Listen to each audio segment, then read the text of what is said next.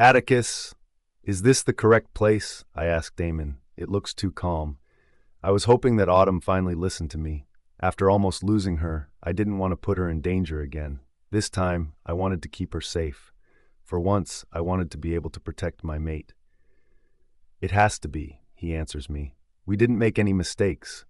I still think we should have left Clarissa with Autumn, he adds. We don't know who or what we are up against. They were powerful enough to kill all of our guards. They may not be my biological parents, but that doesn't mean I don't love them. Clarissa hissed.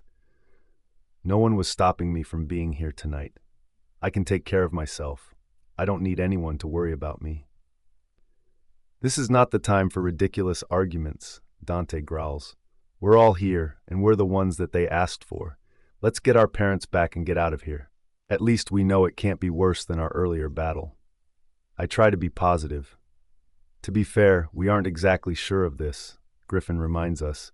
We aren't sure if the overlords or the council is behind this. They wouldn't have had enough time to prepare all this, Damon points out. I agree with Atticus. Someone else chose the perfect time to attack our home while we were not in it. I can only hope that this was an easy battle to win. We were all exhausted from the earlier fight. I should be sleeping next to my mate right now. I shouldn't have to be away from her. We should be telling our parents about our victory. Instead, we were doing the opposite of this. Do you think Mom and Dad are okay? Griffin asks. His voice did not hide the pain we all felt at that question. We were hoping that they were alive and not harmed in any way. When I found the person responsible, I would rip their bodies into pieces. I'm sure they are, I respond, even though I couldn't be sure about this. I wanted to give him hope. I wanted to give us all hope. I can see a house. Damon points to the far right. I could see it too. I'm guessing that's where we need to go then, I say.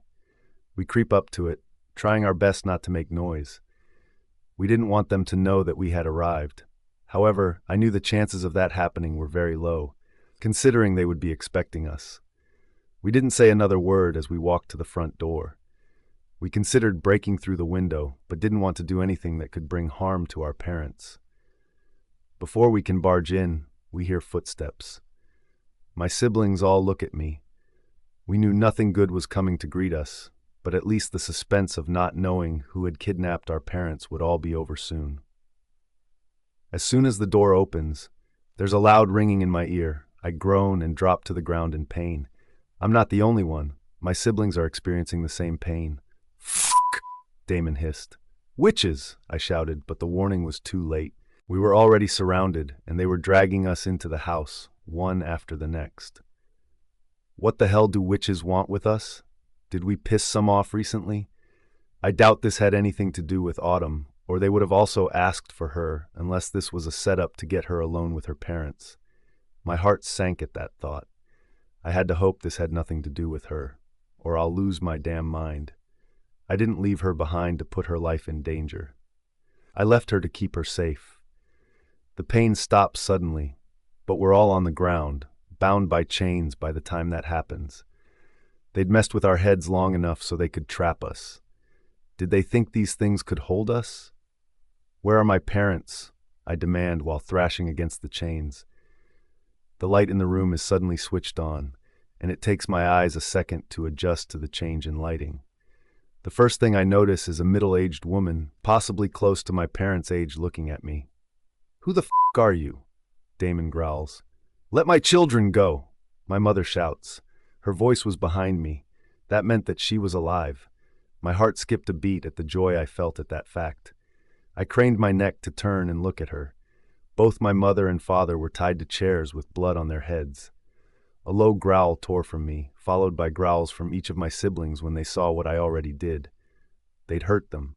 They'd put their filthy hands on our parents. "I'm an old friend of your parents," she says. "We went to the same academy, just like all of you. The only difference is that your parents betrayed me. That's why we're here today, to get my revenge." What the hell was she blabbering about? Why would my parents be friends with someone as crazy as she was? How could she hold a grudge for so long? "What could my parents have possibly done to hurt you?" I demand. "They fell in love." She says bitterly, "Your father pretended to be kind to me. He pretended to have feelings for me. He made me look like a fool in front of everyone for loving him. I loved him with all of my heart, and in return, he destroyed my life. I thought we had something special. He would protect me from the other students who bullied me because I was a witch, and he made me feel like we had a chance to be together. And then one day, he dumped me like I was a piece of garbage he couldn't wait to get rid of. But your lovely father didn't stop there. He wanted to hurt me even more than that. He married your mother right after. He treated me like a stranger, like someone he despised. He took everything from me when he broke my heart. Now it's my time for revenge. There's no way my father would do something like that. Unless he realized how psycho she was and decided to get out of the relationship with her because of it, that's the only thing I could think of. And even if he did do it, it still doesn't make up for what she was doing now. You have everything wrong, my father shouts behind me. Everything I did was to protect you. Ha! She hissed. Protect me? Are these more of your lies to protect your children from me? What could you have possibly needed to protect me from? My feelings for you were real. My father tells her, surprising all of us. I couldn't believe he would admit that when our mother was right next to him. Maybe she already knew all of this, and that's why she didn't seem to mind. I didn't lie to you in the past about my feelings. I did truly care for you. Letting you go was one of the hardest things I've ever had to do, but it had to be done. I received threats from my in-laws. They told me that if the marriage didn't happen, they would have killed you. They had the power to do something like that. I wanted to protect you, and the only way for me to do it was to let you go. You may not believe me now, but I don't regret my decision. If I knew you were this kind of person, I would have never had any feelings for you. I made the right decision by listening to them. I have a wonderful wife who I love more than anything else in this world, and I have the most beautiful children anyone can ever wish for. You have convinced me that I've made the right decision. It's time that you move on from me, Deborah. What we had is long gone. You know now that I never wanted to hurt you. Just let us go, please. She looks shocked by his words, but she surprises us when she begins to laugh uncontrollably, like a psychopath. She really was insane, wasn't she? I'm sure my father regretted ever liking someone like this. He must hate himself for putting us in this situation. You expect me to believe this? She asks. I've come too far to let this go. None of you know the many things I've done to get my revenge. Do you think this is all I've done? You're all delusional if you believe that. What the hell did she mean by this? What did you do? I growl, already pissed. I've been messing with your family for a while now, Atticus. She tells me with a smile. What are you speaking about now? I demand from her. The accident. Don't you remember a woman who came in front of your Jeep that day? Can't you recall what that woman looked like? She asks. I know you've regained your memory by now. Surely you know who that woman was. My eyes widen as her words sunk in. Now that she's brought it up, I remember what that woman looked like. I couldn't believe this. Why did it take me this long to notice her? It was definitely her. The hair, the eyes, everything. This was insane. She was responsible for the accident that caused me to lose my memory. I slammed the chains onto the ground in anger. Why the fuck did you do that? You're the reason I lost my memory. You're why I couldn't remember who Autumn was to me. Are you not listening to me? She asks. I'm sure I explained to you and your parents why I did all those horrible things. This is my revenge, all of it. I'm not leaving until I see your parents cry and beg me to stop. What other horrible things have you done in our lives? I demand. It seemed as though she was responsible for many things that I didn't know about until now. What else could she have been doing behind our backs? She smiles. She was waiting for me to ask this question. She got pleasure in telling us all the horrible things she's done. Damn it, my parents have never once mentioned her to us. There's no way that we would have ever suspected her of being responsible for everything we've been through recently. I'm happy that you finally asked this question, Atticus. This one is actually one of my favorites. While it may not have done exactly what I wanted, it did bring me great joy. Just say it, I growl. I didn't need to hear all of this nonsense. I was the lovely anonymous person that told the council about your lovely wife. I let them know the full truth about her. I sent the video of Azai's men kidnapping her as proof. You see, Azai's men were not the only ones prepared to kidnap her that day. I had my people ready to take her, but they beat them to it. The tattoos on them were proof of who Autumn was. The council believed me the instant I showed it to them. They knew that those men wouldn't kidnap any random woman. They knew she had to be important to them. She confesses. It's because of me the overlords kidnapped Autumn. I'm responsible for all of it. It's one of my best works. My jaw clenches. I don't think I ever hated someone as much as I hate her right now. She was the person who'd done it. All this time, we never even knew that she was responsible for all the mess in our lives. All this time, we knew someone had to be accountable, but never once would we have thought it was her. Judging by my father's expression, he also wouldn't have considered that she was responsible. And that is not even all. She says with a mischievous glint in her eyes, "There is someone I sent personally to destroy all of you." Who was she speaking about? Who could she have possibly sent to destroy us? What else did we not know about?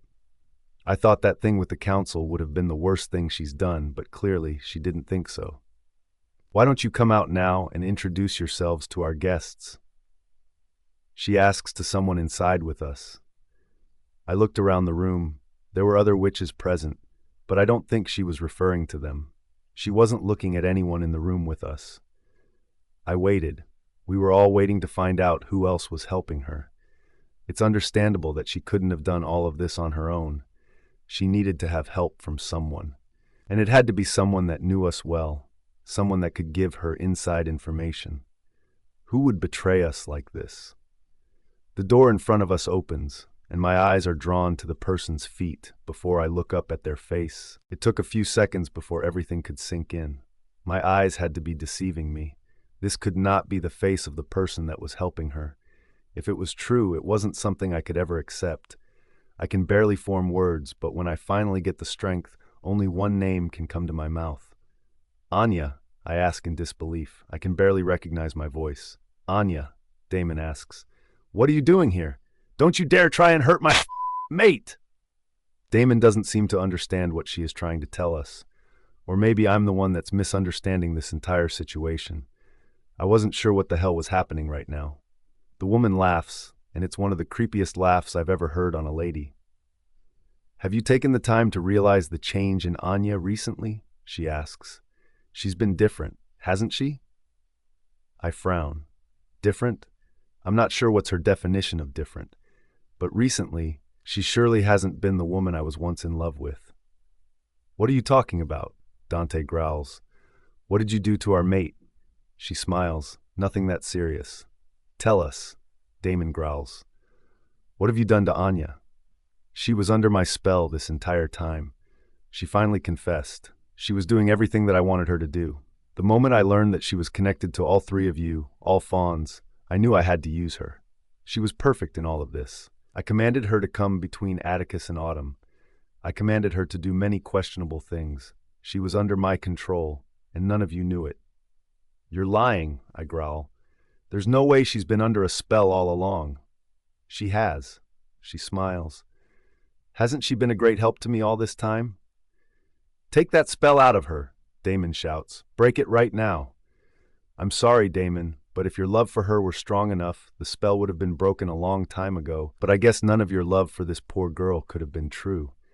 Maybe I should try killing her right now. Would that hurt any of you present here today?" Anya looks at the woman in surprise. Was that the only thing that had shocked her from everything she's just said? "If you lay a hand on her, I will kill you." Dante and Damon threaten her. Something didn't seem right about this entire thing. How could Anya have been under her control all this time? She didn't look surprised until the woman mentioned killing her to hurt the rest of us. "Oh, relax," she hissed. "This isn't about the girl. This is about your parents. I want them to see each of their children die before them today. We should start with Clarissa since she's adopted, and may mean the least to them." "Don't you dare touch my sister," I growl. Damon can barely form words when the witch grabs Clarissa by her hair and pulls her forward onto the ground. We tried to pull apart from the chains, but it wasn't the typical kind. These were under her spells, not just her spells, the spells of the other witches as well. "Clarissa!" Damon shouts when the witch whips her back. I wince at the loud sound it makes. I couldn't watch this. I couldn't watch her hurting Clarissa. "Stop it!" he roared when she did it again. "Take me instead. Take me instead of her, please." "Let our daughter go," my mother begged. "Please don't hurt her. Please leave her alone. She hasn't done anything to you. We are the ones you're upset with. Why must you hurt her?" "Harm us," my father shouts. "Harm us, but leave our children out of this. They are innocent. If you want us to beg, we will. But please, leave our daughter. I'm begging you. She's just a child. Let her go." "No," the witch hissed. "I've waited a very long time for this very moment. I will get my revenge today. Your cries are like music to my ears. It reminds me of the cries I made every night since you both destroyed my life. Because of you, I never got the life that I deserved. I've already destroyed your home. When I kill your children, you will have nothing else to live for. You'll be so alone that even you would want to end your pathetic lives." "Damon!" Clarissa cries when she whips her again. For the first time in my life, I see a tear roll down Damon's cheek. He's crying because he can feel her pain, just like the rest of us. "Ah!" he roars as he tries even harder to break free. Why the hell couldn't we break free from these spells? If Autumn had been here, she would have been able to free us from this mess in seconds because of how powerful she was. Maybe that's why they asked for her not to come. They knew what she could do, and they knew that she could quickly put all of their powers combined to shame. They were prepared for us. Autumn was the only one who could throw their plans away. "Let her go!" Damon roars at the top of his lungs. And just like that, something strange happens. It takes place in a few seconds, making me wonder if it had ever happened to begin with. Something glows on Clarissa's arm, but it disappears before I can get a good look at it. As soon as that happened, we were all freed. Our chains were broken, and no spell was holding us back from attacking anymore. Damon uses that opportunity to lunge for the witch's throat. I won't waste another second thinking about what just happened. I tackle one of the other witches, and my brothers do the same. We each get our witch to kill, and we do it quite quickly now that we have the advantage. I grab my witch's neck and rip it from her body. I use the fire from nearby to burn it to the ground. I joined Dante and helped him do the same. Griffin had already killed his witch by the time we finished this one. Damon had the mastermind behind all of this by her throat. He was taking his slow time in killing her. Her screams were like music to our ears, just like my parents' cries made her happy. "Nu," she tries to say as he continues to choke her. Clarissa surprises us when she rips the witch's head from her body and throws it into the fire without any warning. Where the hell did that behavior come out from? "What?" she asks, looking at our puzzled looks. Damon hugs her tightly to him before we can ask her any questions. She happily melts into his arms. "I swear, sometimes they act like they don't care about the rest of us." Griffin sighs. "We survived also. Where are our hugs?" Our parents rush forward and hug us then. I hold them tightly against me. "I'm so happy you're alive," I tell them. "Don't ever scare us like this again." Anya. I had to watch my mother bleeding on the ground. Dead, she was dead. Her head was torn from her body. Blood was everywhere, and Clarissa had just thrown her head into the fire. I couldn't do a single thing about it. I couldn't attack on my own, and I couldn't cry without them realizing she was someone close to me. They didn't know she was my mother, and it was a good thing I had asked my mother to keep it a secret when revealing everything else to them. If they knew, I would have been dead along with her today. I had to swallow my pain and pretend I was happy for the Fawns when I wanted to kill them all. I was over my stupid crush on Atticus. He was partly the reason my mother was dead. They all had a part to play in it. But Clarissa was the one that pushed the knife through her heart. Clarissa was the one I wanted to punish the most. She'd killed my mother, and she wanted Damon. I would do everything in my power to ensure she never had him. I would be smarter this time. I would be the person my mother wanted me to be since the beginning. I would pretend to love them. I would pretend that the lie my mother told them was the truth. I'd be the woman they all fell in love with through the spell the first time. I'll be more loving and kind. At least, I'll pretend to be that way until they all fully trust me. She placed me under a spell. She made me act all obsessed and crazy. I whispered to Damon as I wrapped my arms around his neck, knowing how much it would hurt Clarissa. I'd pushed her out of the way to get to him. I was going to do much more than hug him in front of her from now on. She wouldn't be ready for what I had planned. All this time, I've been focused on Atticus, and I never got the chance to focus on Damon. Now I realized that I was losing him to Clarissa. I couldn't make the same mistake I made with Atticus. I would ensure that my last name was Fawn by the end of this year. One way or the other, I would marry Damon and kill Clarissa from heartbreak. My mother's spell would be gone now, but mine was still there and strong as ever. I had a firm hold on Damon and Dante, and I would use it to my advantage. It's okay. He tries to soothe me. Everything will be okay from now on, Anya. I'm so sorry you had to go through this. I'm here for you. I'll always be by your side, keeping you safe. No one is going to hurt you like this again. I wanted to get the remainder of my mother's body out of here. I didn't want them to burn everything to the ground. I want to take her body, I tell him. I want to get rid of it myself. I know she not only messed with me, but with your family as well, but I was under her spell for so long. I want to be the one to burn her body to ashes. He stiffens. Are you sure that's what you want? Of course it was, not because of the reason he was thinking of, but because she was my mother, and I wanted to give her a proper funeral. I didn't want them to get rid of her body like she was just a bloody object. I had to do this the right way for both my sister and me. She wasn't even aware that our mother was now gone. I still had to break the news to her. She would be just as devastated as I am now. Please, I beg, let me do this. His parents look at each other before nodding. Pretending to be kind may work out well for me.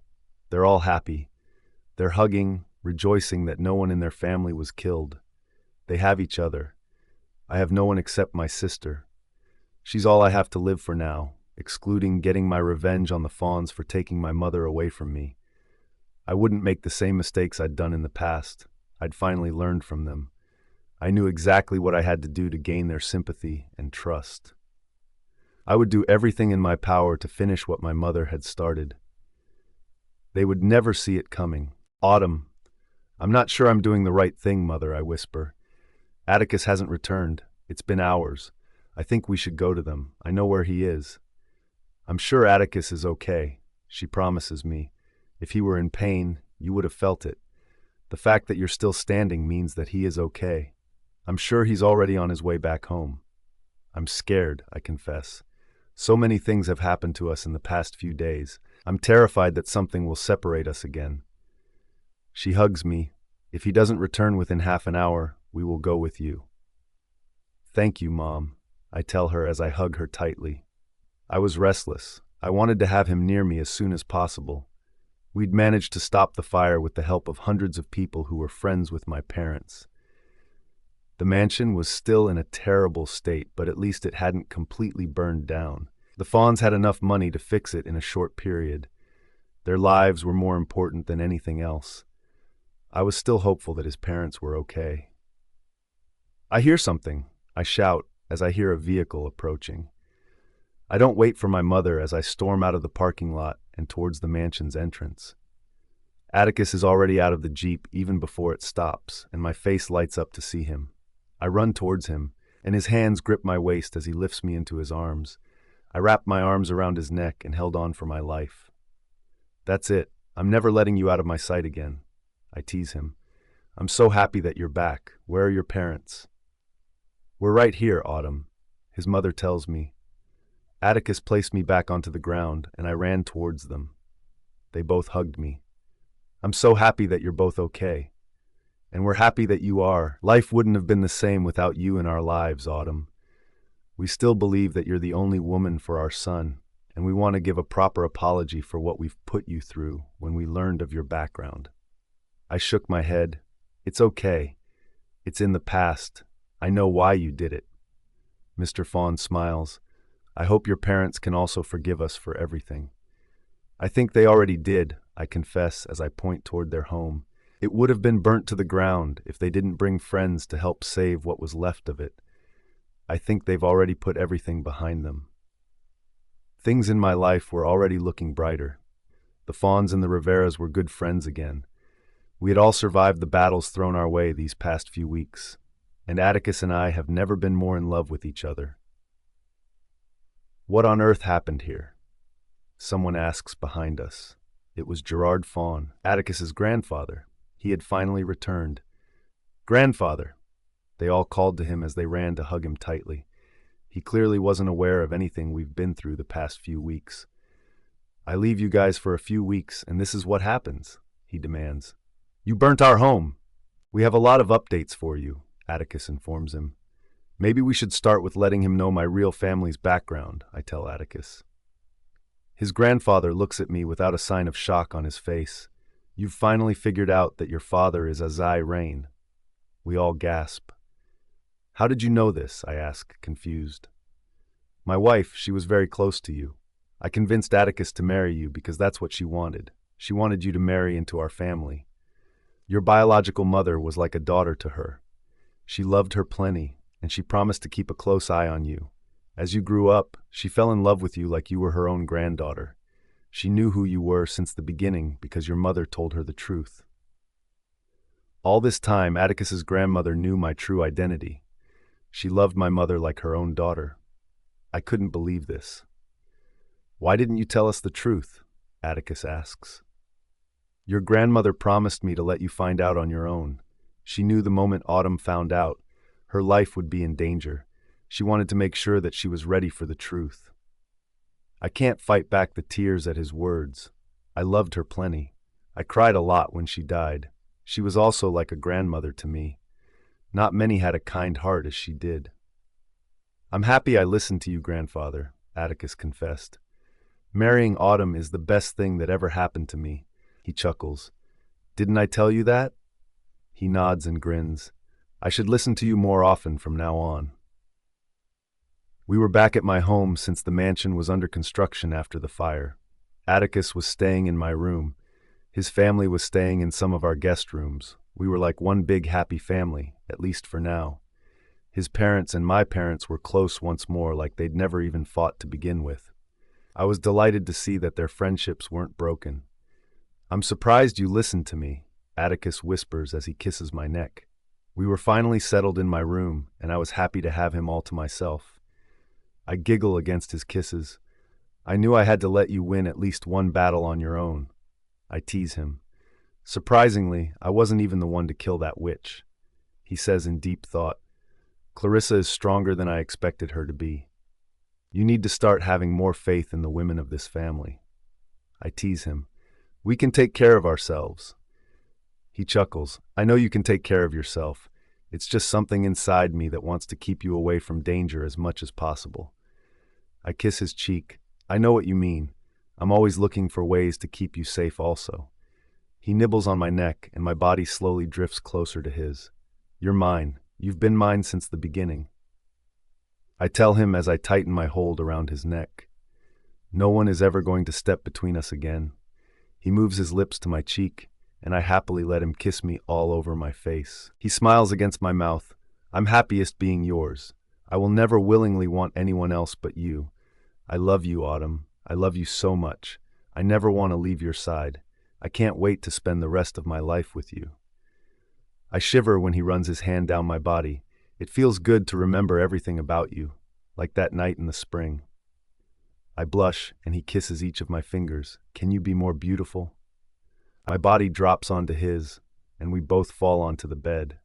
"I'll never leave you again. I promise." He smiles and strokes my back with his fingers. We stay like that for a few minutes before he speaks again. There's something that has been bothering me. I lift my head from his chest to look at him. "What's wrong?" "It's about Anya," he answers me. "The witch said that Anya was under her spell all this time, and that's why she's been acting so crazy lately." "Does it mean that Anya isn't as bad as we thought she was?" I ask. "Has she been under the witch's spell all this time?" He shrugs his shoulders. "I'm not completely sure. I don't know exactly what happened between them." But Damon and Dante are convinced that the witch is telling the truth. They want to protect Anya at all costs. I was too tired to fight with them over her. All we can do now is keep a close eye on her and see for ourselves if her behavior has improved now that the witch is gone from our lives for good. I wanted to believe this. I wanted to believe that Anya still had some good in her. If it was true, how long was she under the spell for? I didn't want to waste any time thinking about Anya. We've already wasted so much time on her. Let's not talk about Anya anymore, I tell him. Let's talk about us. Us, he whispers. Yes, I say. What do you think our child will look like? Do you think he will look more like you or me? His eyes widen. Our child? Yes, I whisper. I'm not pregnant, but I'm speaking about the future. I'm curious. He laughs and covers my body with his. How about we make it happen so that we can answer your question? I giggled as he covered my lips with his. I loved him so much. I couldn't wait to spend the rest of my life with him. I love you, Autumn Rivera Fawn. He breaks the kiss long enough to tell me this. And I love you, Atticus. The end.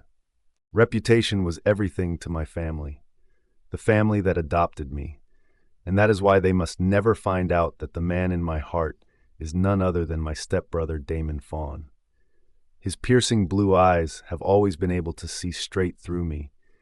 He has always been able to read me like a book. There's just one little detail that he's never been able to read to this day, and that was how deeply I was in love with him. I've been in love with him since my first day at the academy as the adopted daughter of the Fawns. I was bullied because I was not their real daughter. But Damon came to my rescue that day, and since then, he's been my hero, my love. I'd never felt this way for anyone but him, and I knew nothing could change that. The Fawns were involved in a big scandal at the academy and used me as an opportunity to move everyone's attention from it. Luckily for them, their plan did work. Everyone forgot about the scandal as soon as the news of my arrival broke. I wasn't happy to join their family, that is, until I saw him. He made everything better. He was my sunshine, a bright light in my life. I was happy just being by his side until that devastating day. It was the day I found out that Damon had found his mate. I was heartbroken to see him with her. I still remember how betrayed I'd felt even though he didn't owe me an explanation. I should have been happy for him, but I was anything but that. It wasn't long after that I found out Atticus and Dante were also her mates. My other two stepbrothers had the same mate as him. How crazy was that? All of that changed a few years later. Atticus married and fell in love with his wife, Autumn Rivera, leaving Dante and Damon fighting for Anya's love. Even though one of my stepbrothers had been freed from her trap, it was still torture to see the others continue to fight for her. She played with their feelings constantly. I saw it. I think Autumn did as well. I was happy that she was able to take Atticus away from Anya. I've never seen him happier with anyone else. They were destined for each other. But this isn't about them. This is about me and the way my heart beats for a man that could never be mine. If my family ever found out, I would be banished from home. There is no question about that. They would not hesitate to kick me out. I've spent years with them, and I knew they loved me, but they also loved their reputation more than anything else. If any reporter were even to have the slightest evidence that I was in love with Damon, that would destroy everything. I could already see the headlines. Clarissa Fawn in love with her stepbrother Damon. Knowing how much they enjoyed twisting stories, I'm sure they wouldn't even use the term stepbrother. They would indeed say brother. I duck my head as I walk through the hallway of our school, the Angelites Academy for Supernaturals. I try to keep a low profile as much as possible. Since I was the only adopted child of the Fawns, students loved to bully me, even after my stepbrothers warned everyone to leave me alone. Damon always came to my rescue, and many were scared to bully me, but there were still a few who didn't care. They tried to make my life miserable, even though Damon had threatened to hurt anyone who dared to lay a finger on me. I try not to melt at the reminder of his heroic acts whenever I am in danger. This was one of the many reasons why I'd fallen so hard for him. No one had ever protected me the way he had, and even though my other step-siblings were protective of me, none of them did it the way that he did. He was different. Everything about him was. Damon got aggressive whenever I was concerned. He would gladly kill anyone that tried to hurt me. He was always looking out for me and making sure that I was safe and happy. I think Anya may have always sensed how much I liked him, and for that, she was never fond of me. She tried to keep as much distance between us as possible, but how much could she separate us when we lived in the same house?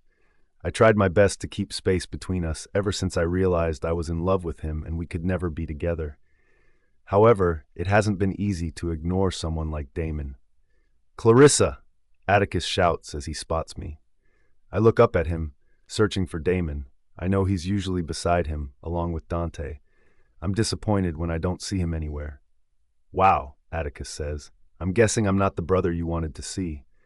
I roll my eyes. "You're reading too much into it. Where is Autumn?" Atticus always teased me about Damon being my favorite, but so did the others. "She's already in class," he informs me. "Speaking about class, shouldn't you already be in yours?" "You're acting as if you've never reached a class late before," I point out. He chuckles. "You caught me there." I notice the way his body stiffens, and I know why. Anya is walking towards us with Dante and Damon by her side. Things were still awkward, especially since Atticus rejected Anya to be with Autumn. She wanted him desperately, but he pushed her away so that he could be with his wife. I've never been more proud of Atticus. I try not to act bothered by Damon's presence, but I can't stop myself as my lips part the moment his scent hits my nose. He always smells heavenly, a fragrance that only he had, no one else. "Are you keeping Clarissa back from her class again?" Damon growls. I try not to shiver in front of everyone. Even his voice has a strong effect on my body, and I love it when he growls. It makes my knees weak. I can barely stand on them now that I've heard it. "I swear you need to stop being so overprotective when it comes to her," Atticus complains. "She has her own life to live. She's allowed to reach late to a class." I try to hold in my laugh. Wasn't Atticus the same one complaining earlier because I was late to class? "She's a big girl," Anya points out. "She doesn't need her brothers telling her when to get to class. She can tell the time on her own." I notice the way she says the word brothers. She's reminding me of what Damon was supposed to be to me, my brother. She's so wrong. We weren't blood related, and it wasn't like I'd grown up with him. I've only known them for a few years, and it was enough for me to fall deeply in love with him. And I hate her for having him. I hate her, but I love him. Why is this so complicated? I didn't trust Anya after everything that's happened in the past, but I couldn't deny that she's been nicer to all of us the past few days. According to the witch that tried killing all of us, Anya had been under her spell the whole time. Apparently, that's why she was acting like a book. I was still trying to find out if that was the truth or a lie. Only time will be able to tell. Dante seems to sense the tension between Anya and me. "Let's get to class, everyone." He always tries to keep things calm between us. She may have the others fooled by her recent change in behavior, but not me. "Take Anya with you," Damon tells Dante. "The four of them have the same class, unlike me." "Where will you be?" Anya asks him. "I want to make sure Clarissa gets to class without anyone harassing her," he explains to her. My heart does that little jump when he makes small gestures like this to keep me safe. "I think she's old enough to care for herself, Damon," she tells him gently, but I can hear the edge in her voice. "It is okay." "Shh," he shushed me. "I'm dropping you to class." I try to hide my smile as Anya practically glares at me. I've managed to win this round. "Has anyone been bothering you lately?" he asks me as Atticus and everyone else separates from the two of us. I try to walk as slowly as possible. I want as much alone time with him. I don't think he realizes how slowly I'm walking. He's too preoccupied with waiting for me to answer his question. "No," I lie. "Everyone is behaving. They must after you threaten them about 100 times already for the year." He shrugs his shoulder, and I try not to stare at his bulging biceps. "I still think I haven't done enough to protect you from them, and I can't be by your side every second to keep you safe. It's been bothering me, especially since I don't know if you're lying to me to keep me out of trouble." I bite my lip, and his eyes drop to them. His gaze lingers there for the first time, and I'm not sure if I saw the color fade from his face for a second. He quickly looks away and scratches the back of his neck. We're here. Remember to tell me if anyone is being an ass. I can be a bigger one when it comes to your safety. Don't melt, Clarissa. Don't you dare melt. Ah, too late. I've already melted like 10 times since I saw him this morning. I will. I attempt to walk around him, and he moves to block me from the classroom entrance. I gasp as my body bounces into his. My hands reach out for support. They're now pressed against his chest. My body freezes from the contact. What are you doing? I stammer. I can barely breathe from how close we are. It's the first time that I've been able to touch him like this without using some excuse, and I love how warm his body feels beneath my hands. I never want to move from this position except to bring him closer to me. I mean it, Clarissa. He insists. You must tell me if anyone is hurting you. I gaze into his pretty brown eyes. What about him always makes my heart race like it's on a marathon? I could have fallen for any other guy in the world. Why did it have to be the one off-limits guy? I can't stop as my hand travels up his chest to his face. Damon's breaths are faster now that I'm touching his cheek. I promise that I will tell you. My eyes stare at his throat as he swallows. That little movement has always been sexy to me, but only on him. Damon clears his throat and puts some distance between the two of us. I'll see you after class. He doesn't say anything else as he storms away from me. It's the first time he's ever left without watching me walk into the classroom. Did I overstep my boundaries this time? It's not like I tried to kiss him. I take a deep breath. Now was not the time to think about him and how he made me feel. The class had already started. I push the door open, and all eyes are on me as I apologize to the professor for being late. He doesn't scold me, but it's only because he's scared of the fawns. I would be okay if he had something to say to me. It was my fault for being late. I didn't care that I was, however, because I'd gotten to see Damon. That was the real reason I was late for class. It's because I was waiting for him. I was waiting for him to drop me to my class, just like he's always done. I spot the dirty looks from the girls in front of me almost immediately. I didn't expect anything less. They were the Gemma sisters. Gemma was their last name, and they were rich, just like the Fawns. Everyone in this school was. There were very few poor students here who were lucky enough to get a scholarship from the principal. The unlucky part was that they were all bullied by girls like the Gemma sisters. This is why I was also bullied. Because I was poor, even though the Fawns had adopted me and my life was much better than before, I was still initially from an orphanage. It didn't matter who I was now, I would always be the poor girl to them. I never knew who my parents were, I still don't know. And I don't want to. They gave me up as a baby. Why would I want to know the cowards that left me when I couldn't fend for myself? I hurriedly walk over to my seat and bury myself in the chair.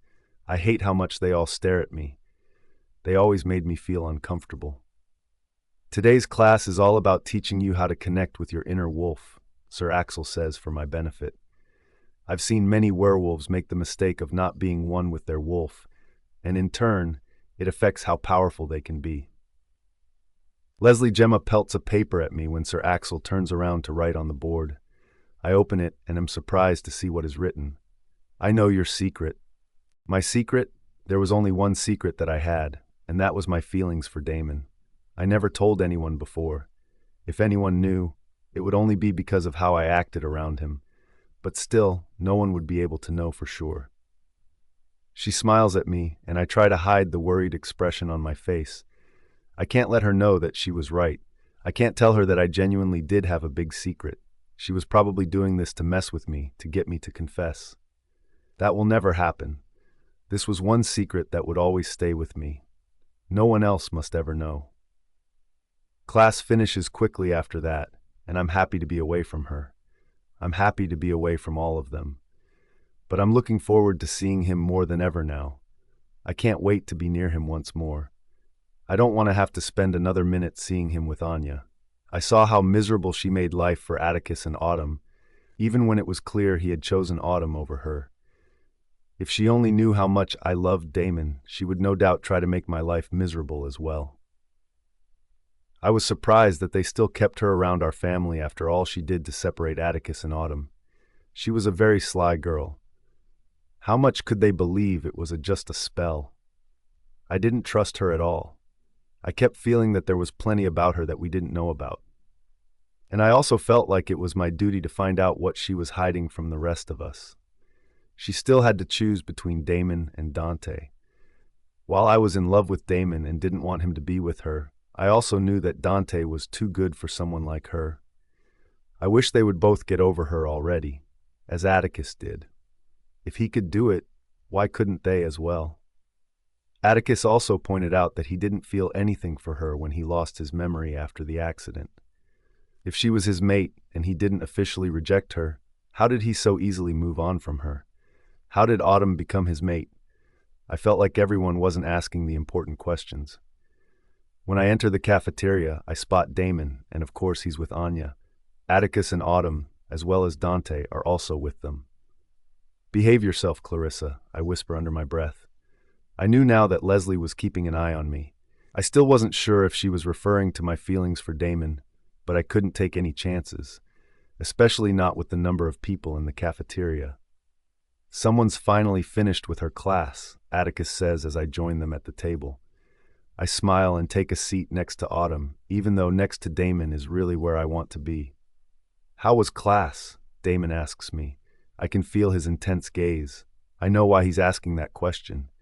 He still wanted to know if anyone was harassing me. "I had a great time." I lied. If I mentioned Leslie and her message, I risked him finding out I liked him. I still wasn't sure if that was what she was referring to, but I wasn't taking any chances. I didn't want the Fawns to kick me out and separate me from the one person that made me want to keep living. I never wanted to be apart from him. "Are you sure?" he asks. I can hear the edge to his voice. He doesn't believe me. Of course, he would be able to see right through my lie. He was good at reading me. I wasn't about to give in now and tell him the truth. I hate lying to him, but this was for his good as well as mine. There are things that he must never know, and this was one of them. "Damon, the girl said she had a great time," Anya says. "Why are you trying to force her to say something else? If she says she had a good time, she did. Let's talk about something else. Let Clarissa live her life. I'm sure she feels stifled by how overprotective you are." My lips part. Why the hell would she say that? I loved his overprotective side. Autumn gave me a look, and I felt the same way that she did. We both didn't like Anya at all. Autumn had more reason to dislike her after the many, many things she's done to try and cause problems between her and Atticus. I was happy that she wasn't trying to pull them apart anymore. She did apologize, but that apology seemed fake to me. She blamed it on the spell and claimed she wouldn't have acted that way otherwise. At least Autumn trusted Atticus enough to let him sit at the same table with her. Dante clears his throat and kisses Anya on her cheek. "We can talk about anything you want us to." I try not to gag at that sight. Damon gets noticeably irritated that he just kissed her in front of him. I try not to get upset by his reaction. It's normal for him to react like that when she is supposedly his mate. I still wasn't sure about that. I believed that both Damon and Dante hadn't found their real mate, just like Atticus hadn't until he married Autumn. I just needed to find a way to prove it. And I was planning on doing it the first chance that I got. I just wasn't sure if doing that would make Damon upset with me. That was the last thing I wanted to happen. He's never been angry with me, and I didn't want to change that. Whatever I had planned, I had to be smart about it. Today was our first day home after the fire had almost burnt it to the ground. I was happy to be home and to celebrate. My family was having a party tonight. Autumn smiles as she points to the dress in front of me. "I think you have to go to the party in that dress. Wouldn't it be scandalous if I wore something so short?" I ask her. I always tried not to do things that would get me on the front cover of a magazine. I wanted to try my best to stay out of trouble. I knew that liking Damon alone could get me into more trouble than I was prepared for. You're going to be around your entire family. To hell with what any uct has to say about your outfit. It's your body. If you want to wear it, go right ahead, she tells me. I smiled. I had to agree with her. It should be my choice. And I loved the silver dress that sparkled under the yellow lights above it. I told the guys we would meet them after the party begins, Autumn tells me. I want everyone to be surprised when they see us. Well, mainly you. I want them to be surprised when they see you and how beautiful you look. I've made some calls, and I have a hairdresser and a makeup artist on their way to dress you up." Something about how she said those words to me made me feel like she had an idea that I was in love with Damon. That frightened me. I never wanted anyone to know how much he meant to me. "Is something wrong?" she asks me. She must have noticed the fear in my eyes. I shook my head. "I've never really known how to do my makeup." She grins. "Well, it's good that I hired someone. You don't have to worry about that at all. Everything is already taken care of. I've thought of everything to make this night perfect for us." I laugh. "You have thought about everything, haven't you?" She nods as we make our way back into my room. Autumn gets dressed first. The white dress looked amazing on her. But anything looked beautiful on Autumn. She had the kind of face and body to make the ugliest dress look gorgeous. Not that this dress was ugly, it was absolutely stunning, like her. She helps me get dressed next. The makeup artist enters the room with the hairdresser, and they both work their magic. "I think you are going to have a hard time tonight," Autumn says as we exit the room after we are both finished. "Why?" I ask, confused. "Your stepbrothers will have to send away many guys who will try to flirt with you tonight. You know they tend to get a little overprotective when it comes to you, especially Damon." I swallow at the mention of Damon. I was always looking forward to him being overprotective. It didn't make me feel uncomfortable or unhappy, the exact opposite. But why did Autumn mention Damon out of everyone else? It was true that he was the most protective when it came to me, but I didn't think that she would notice something like that. Could I be right all along? Did she know that I was in love with him? I had to find out. Unlike many others, I trusted Autumn. I wouldn't mind her knowing the truth, even though it terrified me. My hands shook as I mustered up the courage to ask her whether or not she knew the truth. "Do you know the truth?" I whisper. There was no point trying to sneak it out of her. I wanted to ask her directly. "The truth?" she asks, startled by my question. "About what exactly?" I can tell she already knows what I'm talking about, but she doesn't want to startle me. "About my feelings for someone," I say. "I've been trying to keep it hidden because I know how wrong it is, but I think you've been hinting that you know the truth to me for the entire day now. You picked up on it." "It is true. I do know the truth about your feelings for Damon." My cheeks are red at her confession. I'm the one that asked the question, but hearing her say it aloud was alarming to me. It was the first time anyone had said those words to me. She was the first person I was sharing my dark secret with, and it made me feel vulnerable. At the same time, I felt relieved to know that someone else knew how I felt about him, and she was someone that I could trust. "I promise that I won't tell anyone, not even Atticus. This is something he needs to hear from you. I won't tell him even though we promised each other not to have any secrets between us. I think he would understand why I kept this from him." She assured me, "You can trust me, Clarissa. I know this isn't something you want others to know about." I was happy that she was so considerate to keep it from him. I wasn't prepared for my family members to know the truth. I couldn't imagine what Atticus would think of me if he ever found out. "How did you learn about my feelings for him?" I asked her.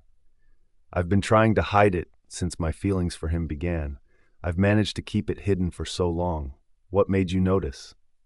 I had to know never to make the same mistake again. If she could find out, anyone else could if they paid good attention to me.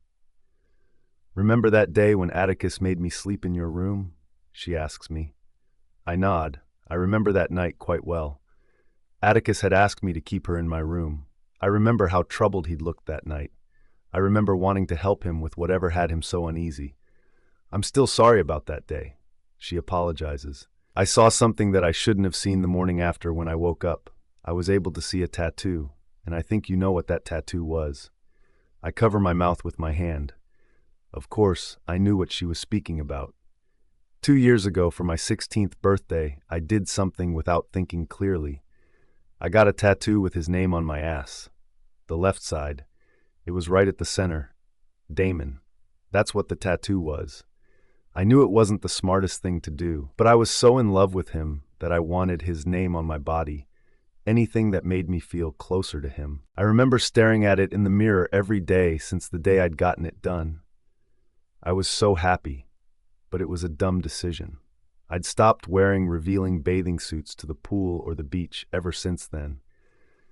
I always had to keep it hidden from everyone because I knew they would find out the truth the moment that they saw it, just like Autumn had found out the truth just by seeing it. I don't know what I was thinking back then. I was thinking irrationally. How did I explain this to Autumn? She must think that I'm crazy. You must think that something is wrong with me for liking someone I can never be with, I whisper nervously. She gently takes my hand in hers. No one knows more than me what it means to like someone you're not supposed to want. I have been in love with Atticus since the first day I met him. I was never supposed to have feelings for him, not when he was dating my best friend. It's crazy to know I was in pain because of Anya, and now the same is happening to you, because of her. It's not just her, I admit. I know Anya is a pain in the ass, but I would feel the same way if it was any other girl. I hate seeing him with any woman that's not me. I know it's selfish and wrong, but I don't know how to control my feelings. She gently rubs my back. I know what you're going through, Clarissa. I'm here to support you through it all. It will not be easy, especially since he's your stepbrother. I nod. I know that. I know getting a tattoo with his name was stupid also. Everyone would freak out if they knew what I truly felt for him. As I promised you, no one will ever hear it from my mouth. She promises me. I smile and hug her. I wish we were this close since the first day the Fawns adopted me. I wouldn't have been so lonely. I wish the same. She admits, but at least we have each other now. Why are you always trying to steal my wife from me? Atticus asks as he spots us. Autumn gapes at him. You promised me that you would wait instead of coming to see me without a single warning. He chuckles and pulls her into his arms. I couldn't wait. I wanted to see you in this dress. I can't wait to get it. I clear my throat. I love that you're together for good now, but I don't need to hear the rest of that sentence. Autumn blushes and playfully hits his shoulder. Come on, let's get Clarissa to the ballroom so that she can find herself a date for tonight. A date? Atticus asks. She doesn't need a date. I've seen all the men present tonight. None of them are worthy of my sister. Autumn rolls her eyes. We are not looking for a husband for her, Atticus. Just someone to dance with for the night. He shrugs. I'll love to see what Damon has to say about this. My heart skips a beat at the mention of Damon. Damon? Autumn asks. Why do you think Damon will have to say anything about her dancing with a man tonight? Atticus looked at her like she was crazy. Have you not been around him? Damon gets crazy protective over Clarissa. Sometimes even I need to tell him to lighten up. Ever since that witch almost killed her, he has become even worse. He's always making sure that she's out of danger. My heart skips yet another beat. It was true. Damon has become even more overprotective ever since that awful day. I'd never seen him so scared, but even I was terrified of never seeing him again. I thought she was going to kill me while my family watched. I'm not sure what happened that night. Everyone was bound by spell-filled chains, but somehow we all broke free from them. Autumn wasn't there to help us, and I'm sure none of the witches there were responsible for freeing us. Nothing made sense. I'm happy that we were released, but it still bothers me that I didn't know what truly happened on that night. I also couldn't explain why my arm had been sore lately since that night. Are you ready? Autumn asks me as we near the entrance of the ballroom. I wasn't ready, but as long as she remained by my side, I should be okay. How many people are here already? I ask Atticus. Hundreds, he informs me. Just stick by our side, and tonight will pass quickly. Autumn sighs. Are you truly going to stop her from dancing with someone tonight? He smiles. I would rather step in and stop your plans than watch Damon beat some poor guy up today and spoil our party. Autumn looks at me and smiles. She knows what hearing him say those words would mean to me. I think she's intentionally trying to provoke Atticus so that he would say exactly what I wanted to hear. She hooks her arm through mine, and Atticus sighs behind us. I miss the times you couldn't stand being away from me. What are you speaking about? Autumn demands. I'm right in front of you.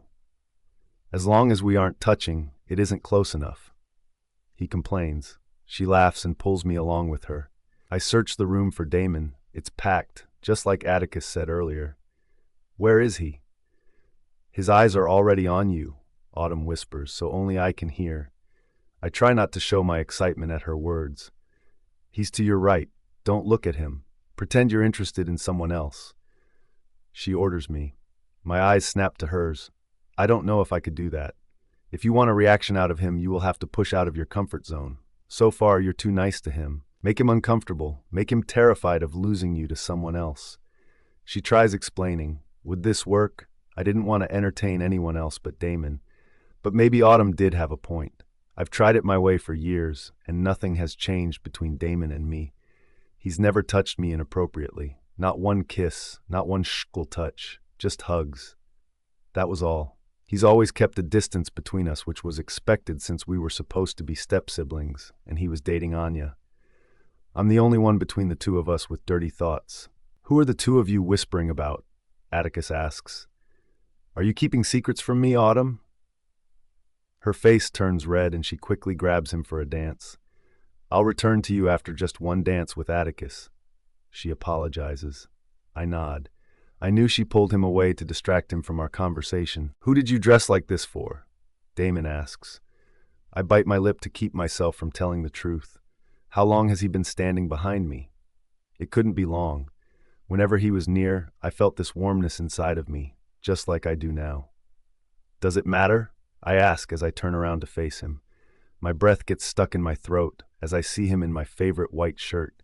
It's one that I got him as a gift a year ago. The first two buttons are undone, and I can't stop staring at the exposed skin. It matters to me, he confesses as he takes a step toward me. I can't breathe, not when he's standing this close to me. I'll rather not say, I tell him. He quirks a brow. Is it someone I'm not fond of? I try not to laugh at his question. I'm not sure, I whisper. Give me a description of him, Damon insists. Let's see, I say as I place a finger on my lip and pretend to be deep in thought. He has on a white shirt tonight. It looks so good on him. He has piercing blue eyes and surprisingly soft hair. He growls at my last sentence. You've touched his hair? I have. I have touched his hair. I love touching his hair. I don't know if Damon knows that he always groans whenever I play with his hair, but I love the sound he makes. If I could hear it every day, it would make me so happy. Clarissa, he whispers, answer me. I can't help myself as I slowly reach up and run my hand through his already styled hair. His breath hitches, and I wait. I wait to hear the groan I love so much. When I do hear it, my heart rate increases. See, I whisper, his hair is soft. His eyes flash dangerously when my words finally sunk in. He gently grabs my wrist and pulls my hand away, but he doesn't let go of it. What are you saying? He asks cautiously before taking a step towards me. What do you think I'm saying? I answer his question with one of my own. I'm wearing a white shirt. I have blue eyes. According to you, my hair is soft. He repeats my words. Are you saying you put on this dress for me? My body shivers at his question, and I don't know why. Before I could answer him, Anya pushed me away and wrapped her arms around Damon's neck. My heart ached as she leaned forward and pulled him in for a passionate kiss. Damon grabs her waist and pulls her closer to him. Why does he even love someone like her? Does he not realize by now how hard it is for me to see him with her? Of course, he doesn't know Clarissa. You've never done anything for him to realize your true feelings. He now knew that I dressed up just for him. Wasn't that enough of a hint? Or did he think I was lying to get him to stop asking me questions? Autumn grabbed my arm and pulled me over to where she was standing with Atticus. They just finished their dance. Can you get something to drink for me? She asks him. He nods and leaves the two of us alone. I'm sure she'd done that so we could speak about Damon. Are you okay? She asks me. I shook my head. Not in the least. It's so hard for me to see him with her. I feel like recently she's been kissing him more in public than in the past. Autumn nods. I've also noticed that. Maybe she's behaving this way because she's already lost Atticus and doesn't want to lose Damon also. Then why wasn't she also kissing Dante like that? Was she okay with losing him? They're still kissing, I mumble. I can't hide the hurt from my voice. That's good, she tells me. That will give us enough time to find you a dancing partner for the night. Like I told you, Damon is too comfortable. You need to make him worry. I think Autumn was right. Earlier, when he thought I was speaking about a random guy, I'd seen a side to him I've rarely seen before. I think I know the right person for the job, Autumn tells me. I'm surprised by how happy she is. Who did she find? Look at him. She tells me as she tilts her head to the person next to us. My eyes widen. Aries Prince, Carter's younger brother. You're insane, I hiss. Why not, she demands. Do you not remember what happened with Carter? There's still so much tension between them ever since. I don't think dancing with his brother would make Damon happy. He will be angry with me, and that's the last thing I want to happen. She sighs. Aries is not Carter. He's perfect for the job. He's known to be a player, and that's good. We don't want someone who will stick to you after tonight. We just want someone for you to have fun with. Since Damon doesn't like Carter after what happened in the past, that's perfect for us. I don't know about this, Autumn. Trust me, I wouldn't have asked you to do this if I weren't sure it would work in your favor. She tries some more to convince me. I turn to look at Damon, and he's currently staring into Anya's eyes as they dance. I press my lips together tightly, more determined than ever to listen to Autumn's request. Okay, I'll do it, but I have no idea how to approach him. I confess. You were a lot braver when you were doing things like this for me. Autumn teases me. That's okay. I'll work some magic. You don't need it, though. You're stunning. Anyone would jump at the opportunity to be your date tonight. I try to call her back when she walks over to Aries. I was having second thoughts about this. She doesn't hear my call unless she's pretending that she can't. I'm not sure what she told Aries, but his eyes are now on me. I don't feel the tingling or heat I usually felt with Damon, but I definitely felt nervous. He says something to her, and she smiles. I tried to stay calm as he walked over to me. Autumn just informed me that you're looking for a dance partner for the night, he tells me. I force myself to nod after the death stare Autumn gave me. That's very lucky for me. I was also searching for a dance partner for the night, and I think I've found the best one in the room. He says as he lifts my hand to his lips. My eyes widen, and I return Autumn's death stare. She never said anything about this. I force myself not to slap Aries hard across his face. I wrap my arms around his neck as he grips my waist and guides me to the dance floor. I'm surprised that Clarissa Fawn is dancing with me tonight. He says as he spins me. Aren't your brothers super protective over you? I don't have to answer that. We're not blood related. I remind him. You might want to remind them of that, especially Damon. It's only because of him that no guy from the academy tries to ask you out. He informs me. What are you talking about? I ask him. I knew that Damon told everyone not to bully me, but I wasn't sure what Aries was saying to me. Damon practically told all the guys to stay the f*** away from you, or there would be serious consequences. Everyone knows the kind of connections that your family has. That's why they listen to him. He informs me. My eyes widen. Was this true? Has Damon been meddling with my love life this entire time? It's not like I had one to begin with, but still, why would he do something like that? If this is true, why are you dancing with me, I ask him. Because you're beautiful. He answers me without a second thought. I'm not scared of Damon. My family is just as influential and powerful as your family. There's nothing for me to be worried about. Besides, we both know our brother's rivalry, which will make things more interesting. I told you I'm adopted, I remind him. I didn't want him to refer to Damon as my brother. I felt sick to my stomach any time someone said that to me. He chuckles. I'm sorry.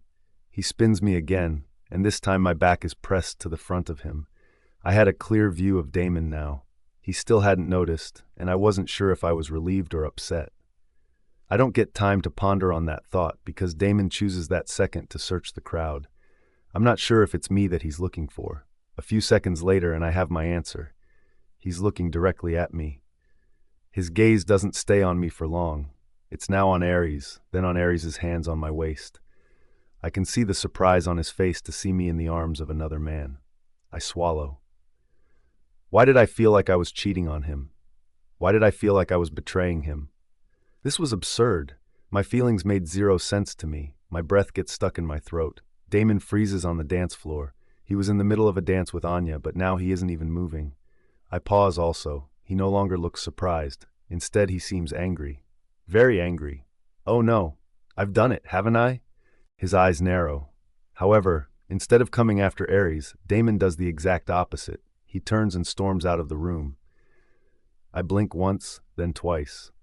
Did he truly just leave like that? I watch as Anya runs after him. I think she was also in shock at first to see that he'd left her in the middle of the dance floor without saying a word. She didn't look in our direction and probably doesn't realize that he'd been looking at Ares and me before storming out of the ballroom. What kind of a reaction was that? I couldn't tell what he was thinking after fleeing the room, like I wasn't important to him anymore. He didn't say anything to Ares, and he didn't try saying anything to me either. I expected him to cause a big uproar. I expected him to throw Ares out of our home. Walking away from us, I was not expecting that. Didn't Atticus also say that Damon would ruin the party if he saw me with a guy tonight? Was he also wrong? I'm surprised. Ares whispers into my ear. He just left. That's unlike Damon. After all the threats he's made to everyone at the academy, this is a huge surprise. Maybe he likes me for you after all.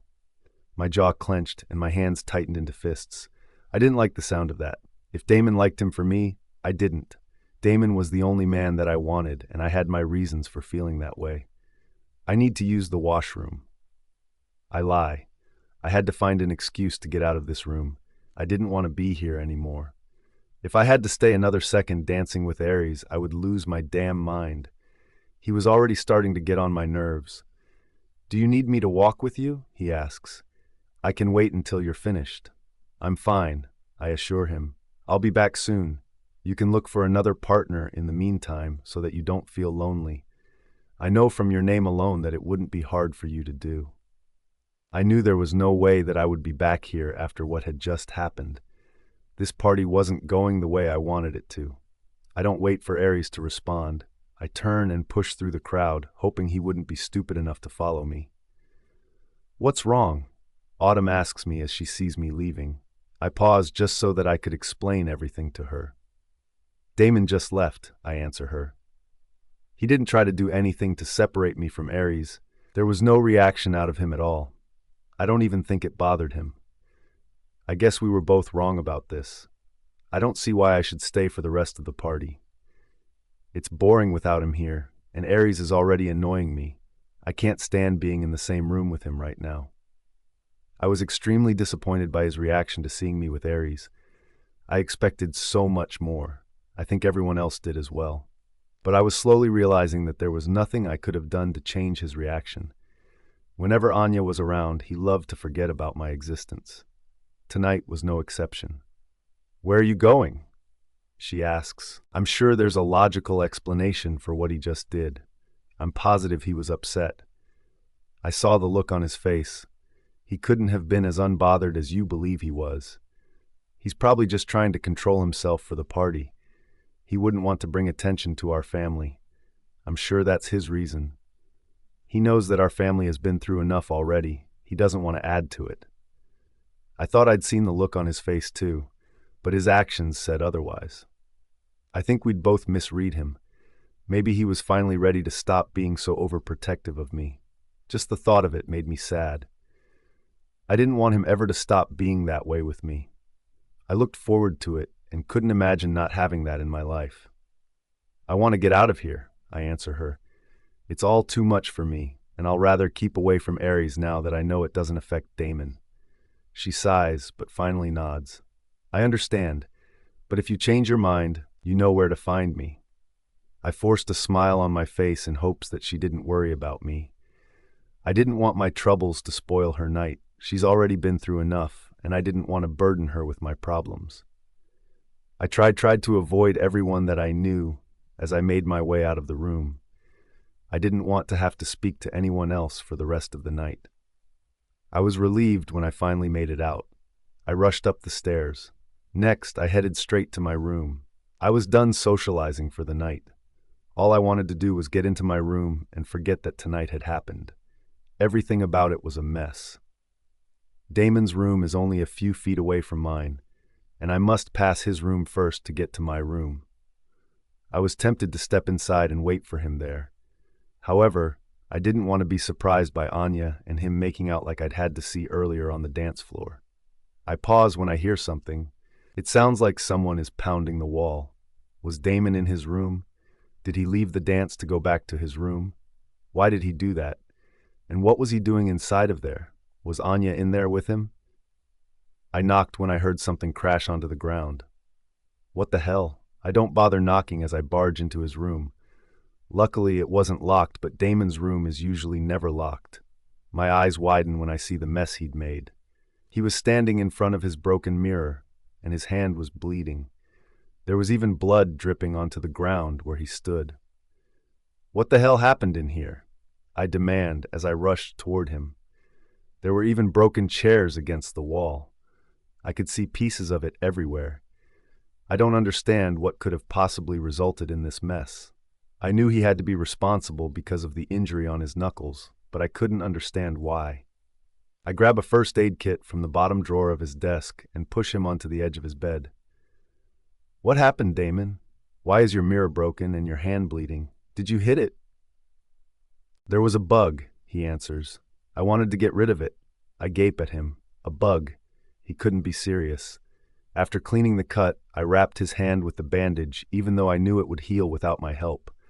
He's quiet while I'm tending to his bruises. When I'm done, I finally look up at him. I gasped when I found him looking at me. What are you doing here, Clarissa? He asks me. My lips part. Do you not want me in here with you? You were dancing with Ares the last time I saw you. Ares Prince, Carter's brother. He answers me. I thought you would still be there with him, the brother of our rival. I wince at the tone of his voice. I was right. He was upset with me. I'd hurt him. That was the last thing I wanted to do. I wanted to bring him closer to me, not further apart. I told him I had to use the washroom, I explain. I don't tell him every detail, however. And you couldn't use the washroom downstairs? He asks me. Why are you here? I swallow. I wanted a break from all the noise. I was heading back to my room when I heard something from your room. I wanted to make sure that you were okay, and that's why I barged in without warning. I'm sorry. I tried knocking, but you didn't answer. He nods. Are you going back down to Ares? I assume he's still waiting for you to finish that dance. I bite my lip, trying to hide the pain from my eyes. How could he ask that without any emotion? Did he not care if I danced with Ares? If that's what you want, for me to return to the dance, that's what I will do, I murmur. His jaw clenches as he stares at me. I wait for him to say something. I wait for him to tell me that he doesn't want me near Ares. Of course, he does nothing of the sort. He continues to watch me in silence. I bite my lip and turn to leave. Before I can do that, he grabs my hand. Do you know that Ares is a player, Clarissa? He asks. I can hear the edge in his voice. He is worried about me. My heart is filled with so much warmth at this realization. I'm aware, I answer him. And you're still willing to dance with him? He asks, and he sounds angry again. I turn back around to get a good look at his face. Are you upset with me? I whisper. He sighs and runs a hand through his hair. Why do you think I'm upset with you? You have that look on your face, the look that tells me you're angry. Since I'm the only one in the room, I'm assuming that I'm the one you're angry with. He closes his eyes for a few seconds, and in those few seconds, his breathing gets louder. I almost lost my balance when he finally opened his eyes again and trapped me with his dark gaze. I'm more upset with myself, Clarissa. He answers me. Not you. Never you. He was upset with himself? Why would he be upset with himself? He's done nothing wrong. He never does anything wrong. What could you possibly be upset about? I ask him. There's nothing that you can be angry with yourself over. He chuckles, and I'm taken aback by his smile. Everything about Damon is beautiful to me. You can say that because you can't read my mind, he tells me. I frown. Then tell me, what are your thoughts? He sighs. You're asking too many questions. If you're not going back to the dance, why don't you get some sleep? I'll feel more at ease if I know you're safely in your room and not getting swept off your feet by some player. I gasp. His gaze softens. I'm sorry. I shouldn't have said that. No, I'm happy that he did. It's the first words out of his mouth that seemed genuine about how he felt when he saw me with Ares. I'm not going back to the dance, I tell him, and I can't help but smile after seeing the relieved look on his face. But I'm not going back to my room either. He frowns. If you're not going back to the dance and you're also not going to your room, where are you planning on going? He asks, confused. I didn't know how to tell him what my following plans were. I hadn't thought the entire thing through. I don't want you to get upset with me, I whisper, but I want to stay here for the night, with you. His eyes widen and my heart stops beating as I wait for his response. I can't believe I just said that to Damon. I've done some crazy things in the past, but I don't think anything beats this. What was wrong with me? What are you saying? He finally breaks the awkward silence with a question. Why will you be staying here instead of in your room? I bite my lip as I fidget with my hands. I want to spend the night with you. Clarissa, he groans. Do you hear what you're asking me? I'm supposed to be your protector. You're my adopted sister. How can I let you stay in the same bed with me? My eyes widen. I know it sounds crazy, but I only want to sleep next to you tonight. Why? He asks. Why are you suddenly asking me for that? If anyone sees you here in bed with me, they will get the wrong idea. Especially Anya. Where was Anya anyway? Was she even still at the party? I saw her when she ran after Damon. Why wasn't she in here with him? How did he get her to leave him alone? She wasn't someone to get rid of easily. I've had these nightmares recently. I lie. I'm using any excuse I can think of to get him to listen to me. A nightmare seemed like the best excuse for now. Damon usually listened to every word I said to him, and I hoped that he did the same tonight. He straightens his back and stares at me with a worried look. It was working. My plan was working. Nightmares? He asks. I nod. Since when did I become this good at lying to him? I was this close to getting him to agree. I could feel it. It's so bad. I wake up terrified almost every night with no one next to me. Tonight, I don't want to be alone. Just for tonight, I'll like to be next to someone. I whisper. And if I must choose, I choose you. No one else. Besides, everyone else is at the party and I don't want to disturb them. And I also want to kiss you and hug you. That's also what I wanted to say, but I'd already said too much for the night. I didn't want to push my luck. He runs a hand down his face. Why didn't you tell anyone about these nightmares before? He demands. How long have you been suffering by yourself? I didn't want to be a burden to anyone. I lie once more. I didn't like lying to him, but I didn't see any other way to get him to agree. Even I knew that I was asking for something quite insane. It would take a miracle for him actually to agree to this. He sighs. Clarissa, you know you can always come to me with any problems. I've always protected you from harm. At least I always try to protect you. I hate that you didn't feel comfortable enough to tell me about this. His words made me feel guilty about lying to him. He had no clue that I was making all of this up to get him to agree to sleep in the same bed as me. I know I can tell you anything, I promised him. Everything except my true feelings for him.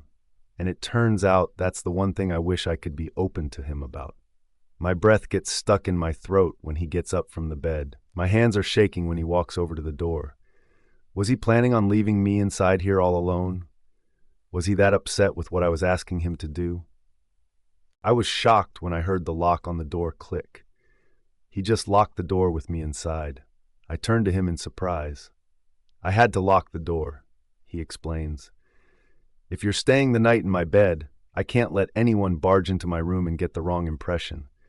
That could mess up your reputation and cause unnecessary trouble for the both of us. I bite my lip and nod. I'm happy he's even considering doing this for me. Does anyone know that you left the dance? He asks me. I nod. I told Autumn. She thinks I'm in my room. That's good, he says. At least someone knows where you went. That means no one will come looking for you. They will think you're sleeping. Besides, they should be preoccupied with the party. Everything about this screamed wrong, but it also felt right. I'm going to spread some pillows in the middle of the bed. You can take one half, and I'll take the other. That way, if you get one of those nightmares, I'll be right next to you. Pillows? Was he separating us with pillows? I didn't want to be separated. I wanted to sleep in his arms. I couldn't come right out and ask him for that, however. I had to be smart about the entire thing. I suddenly got a bright idea. I could pretend to be getting a nightmare. He'll have no choice but to take me into his arms and remove the pillows between us. I didn't think a nightmare could become so useful to me until now. Okay, I agree, pretending I was okay with his decision to separate us by pillows. I never thought I would dislike a pillow as much as I do now. He was so close to me, yet still so far. Too far. I didn't make up this lie and went through all of this just so that we would be sleeping so far apart. I had to fix this before this night ended. Are you comfortable? He asks me as I settle into his bed. It felt incredible being in the same bed with him, but at the same time, it wasn't enough for me. Yes, I answer him, but can you turn off the lights? With the lights off, it can set the mood for us. I knew Damon would never do anything inappropriate with me, but I was still doing everything I could think of. He pauses. Wouldn't the darkness make you feel more scared? I shook my head. I actually can't sleep with the light on. He nods. Lights off. The room immediately turns into darkness.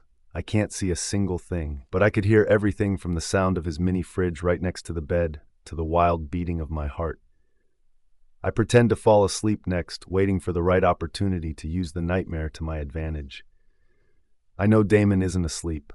I can only hope that he doesn't know I'm awake also. I groan softly and thrash under the sheets. I'm trying to make this as believable as possible. Clarissa? Damon whispers. I could hear the panic in his voice, and even though it made me feel guiltier, I continued. I cry out, and he shoves the pillow away from us to pull me into his arms. I breathe in his scent as he runs a hand down my hair gently. Shh, he tries to soothe me. I'm here, Clarissa. Nothing is going to hurt you, not while I'm around. Damon, I whisper. Yes. He answers me. What's wrong? Can you hold me tighter, please? I ask him. He doesn't say anything, but his arms tighten around me. I inwardly smiled in triumph. I finally had him the closest we've ever been, making me so happy. Your heart is racing. I whisper as I place my ear to his chest. He swallows. So is yours. I just had a nightmare. I lie, and I just had to witness you having one, he says. I leaned closer to him and placed my nose at the base of his neck. He freezes at the contact. What are you doing? He asks. His voice was strained and he seems anxious as he waits for my response. I inhaled deeply and almost fainted with happiness and contentment. I'm smelling you. I say like it's the most natural thing in the world. Why? He croaks. Because you smell good, I answer without any hesitation. Damon inhales sharply at my words, but he doesn't ask another question after that. I'm happy when he lets me smell him and doesn't try to push me away. I always knew his scent was addictive, but tonight it was even stronger than in the past. Maybe it's because I'm in his bed where he always sleeps. Can I ask you a question? I ask. I wasn't sure where I was going with this, but I knew what I wanted. Anytime. He answers me. Did it upset you when you saw me with Aries tonight? I blurt out. I knew I shouldn't bring it up to him after we were having such a good time, but I still wanted to know the truth. There's a long pause as I wait for his response. I think he stops breathing, but so do I. Should I have kept my mouth shut? Why do you want to know? He finally breaks the silence. I inhale his scent once more, and I listen to his sharp intake of breath. I just want to know, I answer him. I want to know because it would mean so much to me if it bothered you to see me with him. Again, I don't say those words out loud for him to hear. I say it in my mind and hope that one day I would have the courage to tell him the truth. Aries Prince, a known womanizer, brother of Carter Prince, someone I'm not very fond of for obvious reasons. I wasn't upset with you, but I was upset about the situation. He's the last person I want to see you with. He answers me. He's not good enough for you, Clarissa. He's an ass. He plays with the hearts of so many females, pretends to be interested in them, and moves on to another the moment that they fall in love with him. It's all a game for him. It's sick. It wasn't the exact answer that I was hoping for, but it still made my heart skip a beat. Out of curiosity, who do you think is good enough for me? I ask. I wanted to ask as much questions today. I didn't want this conversation to stop. I knew he would never say the name I wanted him to, but I was still hoping that he would. So far, he whispers. No one. You're too good for all the men around you. I gasp. I couldn't believe he'd actually said that. Don't you think you're setting your expectations too high? I ask. If you keep thinking that way, I'm not going to end up with anyone. He growls, and I gasp as I feel the vibration from his chest on my body. I only want the best for you. I will not let you settle for less than you deserve. Damon, I whisper. Yes, Clarissa. He answers me. I don't know how he's always so gentle and patient with me, but it's part of the reason I was so deeply in love with him. You're the only reason why I stayed, I whisper. His body goes entirely still next to mine. He doesn't respond immediately, but I feel the tension in his body. I wanted to kiss it away. What do you mean by that? He finally asks. You stayed because of me? That doesn't make any sense. When were you planning on leaving to begin with? I take a deep breath. I've never told him these things before. Damon and I have always been close, but there are so many things that I've kept from him. I don't know where I'm getting the strength to finally tell him some of these things. When your family adopted me, I didn't want to be here. I wasn't sure that I would fit in. You were all so rich and different from what I was accustomed to. The constant bullying at the academy didn't help either. But you made everything better. You made me experience true happiness. I'm my happiest when I'm next to you. I confess. I wanted to leave, but the moment I saw you, the moment you protected me, the moment you fought for me, all of those times you made me want to stay, just for you. It wasn't the full confession that I wanted to make, but it was the safer option for now. There's another pause, and once more I wondered if I'd said too much. You're being very honest tonight, he points out in a strange tone of voice. I was expecting him to say more than that. Again, I was disappointed. What did I expect from him? Was I expecting him to say that I did the same for him? Did I want him to tell me that I made his life happier as he did mine? You're suddenly quiet, he notes. Did I say something to upset you? No, I answer him. It's just that you had very little to say after I opened my heart to you. Clarissa, he sighs. Isn't it obvious that you've also been a big part of my life? Do I need to say it? I've never been this protective of another woman except for Anya, and she's my mate. That's expected from me. You're not even my blood sister, but yet I would kill for you. I would lay down my life for you. Does that make you feel better? I shook my head. No, it does not. My heart says otherwise, however. It wasn't the confession I wanted from him, but it was better than nothing. I knew he would lay down his life for me. I knew he was very protective of me. Hearing him say it did give me butterflies in my stomach, however. At the same time, it terrified me. I didn't want him to ever choose my life over his. I don't ever want you to lay down your life for me, Damon, I add. You need to stay alive, no matter what. He chuckles. Luckily, most of the danger has left us for now. We don't need to worry about anything crazy happening for a while. That means you don't have to worry about me laying down my life for you, and I don't have to worry about some crazy witch trying to kill you either. I didn't want to think about the crazy witch and what she'd almost accomplished. I had to distract myself, and Damon was the best distraction. This is nice, I say with a contented sigh. I wish we could do this every night, just you and me in your bed talking, touching, kissing. As lovely as that sounds, Clarissa, it's just not practical, he answers me. It can cause too many problems that neither of us needs. He's wrong. Those are the kind of problems I would happily accept. I wish. I pause to yawn, and Damon pulls the sheets around me. It's time for you to go back to sleep, he says before I can continue. You're tired, and if you have that nightmare again, I'm right here with you to keep you safe. I wanted to continue our conversation, but I knew that it was useless at this point. I'd already gotten more than I'd ever hoped for. I could be content with this, at least for now. Maybe later, I could convince him to allow me in here for another time. I'm sure the nightmare trick would work again. I snuggle closer against his chest and smile as I listen to the loud pounding of his heart. It's the last thing I remember before sleep engulfed me. Damon! Open the door! Damon! I frown as I try to figure out why someone is shouting Damon's name so early in the morning. I blink once as I felt a warm body shift next to mine. I slowly open my eyes, and I gasp when I find Damon next to me. It takes my mind a while to catch up to the view in front of me. Last night wasn't a dream. It had actually happened. I'd slept in the same bed as Damon, and it was the best night of my life. Sleeping next to him in his bed has always been a dream of mine, and it was finally a reality. This was crazy. I try to remain calm despite the excitement in my heart. Damon! I gasp once more. Damon's eyes, which were just closed, slowly opened.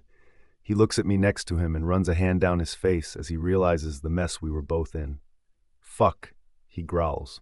We were in trouble, plenty trouble. Damon, why the hell aren't you opening the door? Atticus demands. He can't find you inside here, Damon mumbles more to himself than to me. I was aware of that, but what could we do? Get on top of me, he tells me. If you don't open this door in the next minute, I'm breaking it down. Atticus threatens him. What was so important that he was this impatient? I climbed on top of Damon, so my legs were on either side of his waist and my head was lying on his chest. He pulled the cover over my head to look like it was just him on the bed. His sheets were thick enough to keep me hidden without anyone being suspicious. He pressed the button next to his bed that unlocked the door without him having to get up. Fuck Atticus, Damon shouts. Can't I sleep in peace? The door flew open then, and everything went silent for a few seconds. I'm scared that Atticus would somehow know that I was here. Why did you take so long? He demands. And since when do you lock your door at night? I shifted a little to make myself more comfortable, and Damon hissed under his breath. My eyes widened. I could feel my heart begin to race, and I didn't try to move again after that. I stayed completely still, but that also meant I was directly on top of it. I could feel my cheeks burn with embarrassment. I've heard about this. His body wasn't reacting because of me. He'd just woken up, and that was the only reason why. Why is your face so red? Atticus asks. Damon growls. Can you tell me why you came here to wake me up from sleep? His face was red. Because of me? I try not to smile underneath the sheets. His sheets. In his bed. I'm on top of him. On top of Damon for the first time in my life. And it feels so good. It would feel even better if there was nothing between us. I can't find Clarissa anywhere, he tells him. She left the party early last night. We all thought she'd gone to her room, but when Autumn looked for her today, she couldn't find her. It's very unusual. I'm worried. The last person she was seen with last night was Aries' prince, and you know we don't have the best relationship with his brother. I was hoping you'd know where to find her. Maybe she told you where she was going since she's closest to you. Damon's body goes entirely still beneath mine. I feel him swallow before he says, She left earlier this morning. To go where? He asks. We don't have to go to the academy today. To the beach, with some friends. He lies. The beach? Atticus asks. With friends? And you believed her? Why wouldn't I believe her? Damon asks him. Clarissa barely has any friends from the academy. She spends most of her time with us. Wow, did he have to make me sound so pathetic? I didn't need any new friends. The ones that I had were enough for me. Besides, Autumn was the best, and it was even better now that she was married to Atticus. I didn't need anyone else. She was both a friend and family to me. She has a few. Damon disagrees. Not plenty, but they're there. Do you want to head down there to ensure that she's telling the truth? He asks. I don't trust Aries. He's Carter's brother. I wouldn't want her sneaking out to meet him. Those two seemed a little too close for my liking last night. Did you see the way Aries looked at her? Like she was his next target. I'll much prefer that he stays far away from her as possible. I could feel the anger radiating off Damon's chest at his words. You don't have to worry about that. He answers him. I trust Clarissa. If she told me she was heading to the beach with some friends, I believed her. Would you get out of my room now that you know where she is? There's a pause before Atticus says, You're acting weird today. It's very unlike you to let Clarissa go to the beach unattended. What are you hiding from me? Damon sighs. You should know by now that if I'm this relaxed, it means that Clarissa is safe from danger. If I didn't think that she was safe there, I wouldn't have let her go on her own.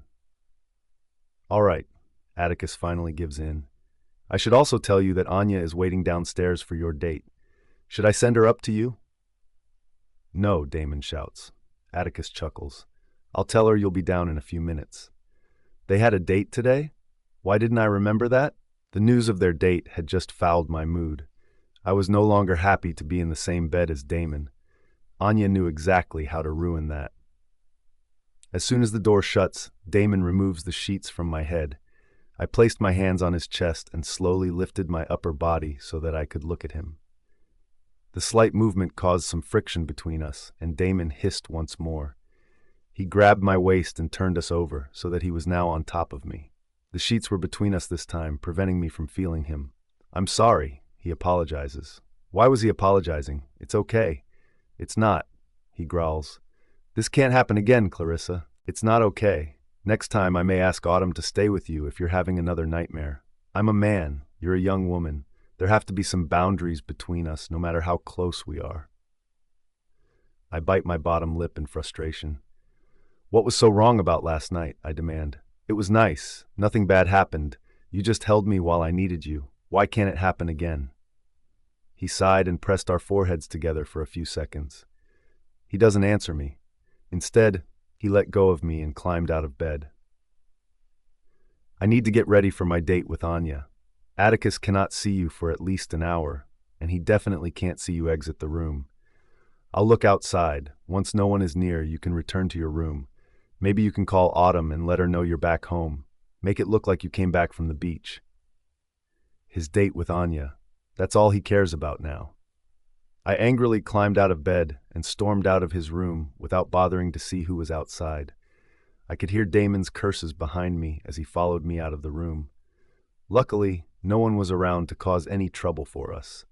He grabs my waist and spins me around. What the hell was that? Someone could have seen you. Why are you acting as if something happened? I demand. We shouldn't feel like we did something wrong when we didn't. I'm going back to my room to stay there for an hour as you asked me to do. Have fun on your date with Anya. I can see that's all you care about right now. Why do you always do this? He demands from me. Do what? I hiss. You always get upset whenever I have a date with Anya. You always throw a tantrum. I gape at him. A tantrum? A tantrum. How dare he say that? Well, I'm sorry that I throw a tantrum whenever you have a date with her. I hiss. Do whatever you want. I'm going to my room. Clarissa, he growls as he grabs me and traps me against the wall. I've seen you upset before, but never this bad. What's going on? Tell me what's wrong. There must be something that's bothering you that's causing this change in your behavior. We're both breathing hard, and the tension in the air has just doubled. I can't tell him the truth. I can't say to him that I love him. I can't tell him I don't want to see him with her anymore. He wouldn't understand. He would think something was wrong with me. Damon? We both freeze. It was Anya's voice. I turned to look at her, and she was glaring at us. Is something wrong? She finally breaks the silence. Damon slowly lets go of me before he walks over to her. I'm unsure what he tells her, but it brightens her mood almost instantly. I turn away before seeing him kiss her in front of me, again. It was unfair. I've been saving my first kiss for him. Yet he didn't care each time he kissed her in front of me. I knew I wasn't capable of kissing anyone else but Damon. I would freak out if that ever happened. I'd chosen him, and I wouldn't be able to accept anyone else. I slammed my room door shut. So much had happened in one night, but it still felt like too little. Did that even make sense? It wasn't much progress. We didn't kiss. He still only hugged me. What happened this morning was an accident and not something that he had intended. I wouldn't have been on top of him if Atticus hadn't woken us up and tried to barge into the room. Nothing had changed between us. Damon was still going on dates with Anya. He was still kissing her and touching her in ways I wished he'd touch me. There's a knock on my door, followed by Autumn asking me if she could come in. They weren't supposed to know that I was still in the house. Atticus could find out that Damon had lied to him earlier. Come in, I answer her. She locks the door behind her and sits beside me on the bed. How did you know that I was home? I ask her. Damon told Atticus that I went to the beach. I saw what happened with you and Damon. I was behind Anya. I'll cover for you, she says. But you need to tell me where the hell you've been. You had me so worried. And why would Damon lie to Atticus about where you were? And what were the two of you arguing about? I did something I probably shouldn't have last night, I tell her. What did you do, Clarissa? She asks. I could hear the worry in her voice. I lied to Damon. I told him that I'd been having nightmares.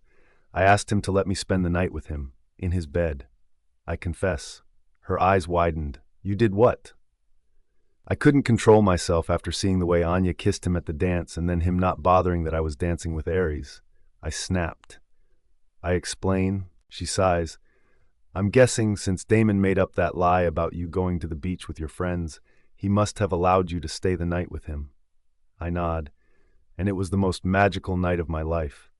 He had his arms around me the entire night, and he didn't try anything inappropriate even though I wish he had. Clarissa, I know what you've been going through. I know it isn't easy, but if anyone had found you in bed with Damon last night, you could have been in serious trouble. You need to be more careful next time. She tries to warn me. I will, I promise her.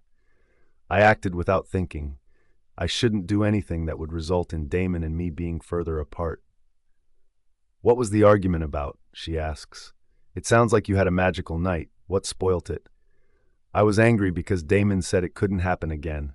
He also said that I always throw a tantrum whenever he has to go on a date with Anya. I answer her. She rolls her eyes. Who wouldn't throw a tantrum? I laugh. You're just saying that to make me feel better. I think I know how to spoil their date today. She tells me. How? I ask. I was desperate for any ideas. I didn't want him to be alone with her today. Ares Prince, she answers me. He wants to see you today. They're having a beach party in an hour. A beach party, I ask. What a coincidence. Yes, she answers me. Atticus was convinced you would see Ares today. But he also wanted to believe Damon. I can tell him I'm going with Griffin to the beach to keep an eye on you. He would happily agree with me. We need to sneak you out of the house without anyone seeing. But wouldn't that mean we must let Griffin know what we were up to? I ask her. I'll make up something. All he needs to know is that we want to go to that beach party. Griffin isn't as strict as his brothers. He won't make a big deal of us going to Ares's party. She explains. But how would this ruin Damon's date? I ask her. It just so happens that Damon and Anya are going to a party opposite where we would be staying. She tells me. He's going to know you're there. I'll make sure of it. When he sees you with Ares, he will end his date with Anya to take you home. Are you sure he will leave his date with her just to carry me home? I ask her. Yesterday, Damon didn't seem to care that I was dancing with Ares, but he did say last night that Ares was the last person he'd want to see me with. Oh, it will work this time, especially since you'll be in a bikini, she informs me. A bikini? I demand.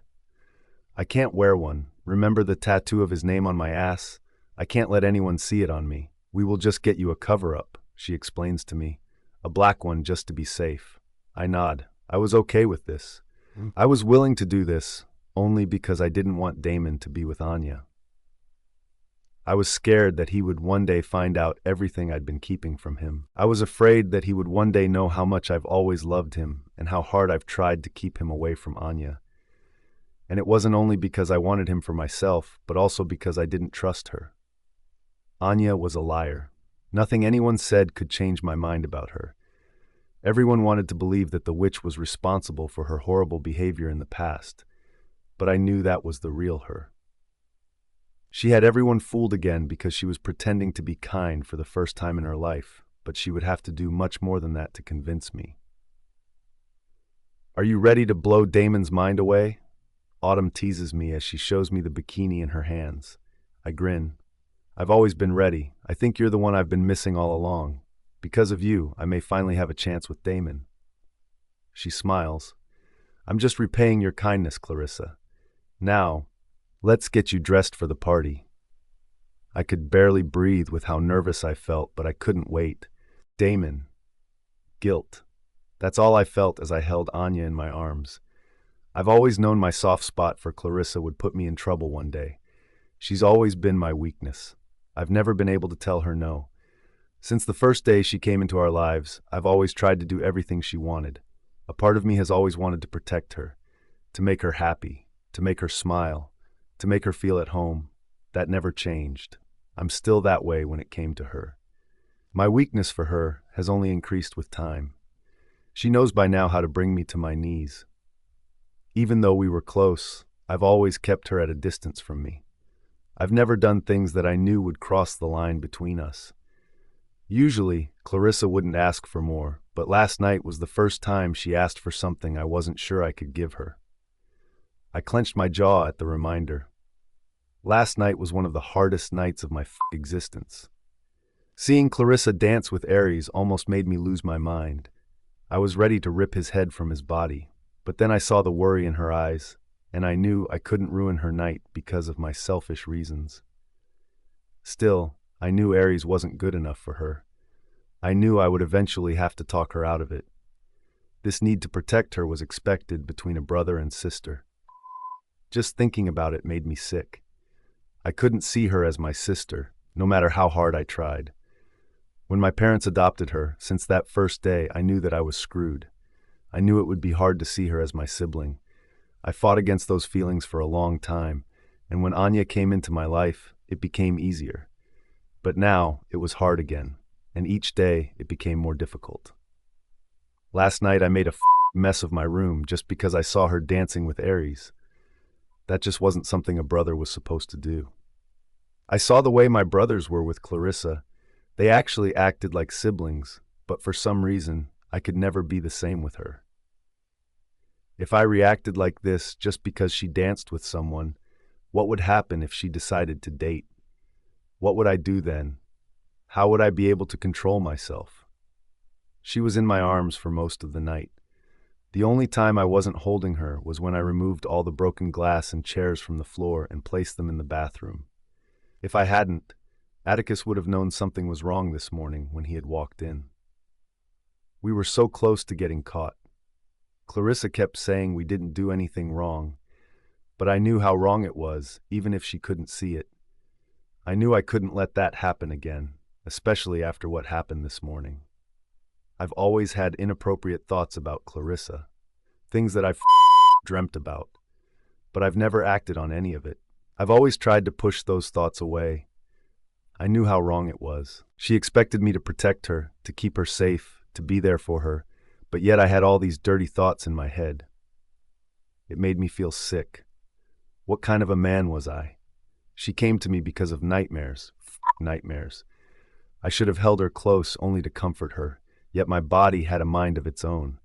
It wanted things I could never give to it.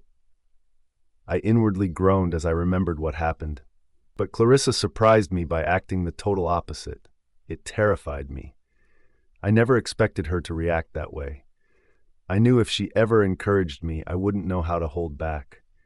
I thought telling her it couldn't happen again was the right thing to do, but she surprised me by storming out of the room. Not once did she care that someone would see her exit my room. Her behavior had dramatically changed recently, and I didn't know how to keep up with it. "You're unusually quiet," Anya whispers. "Is something bothering you?"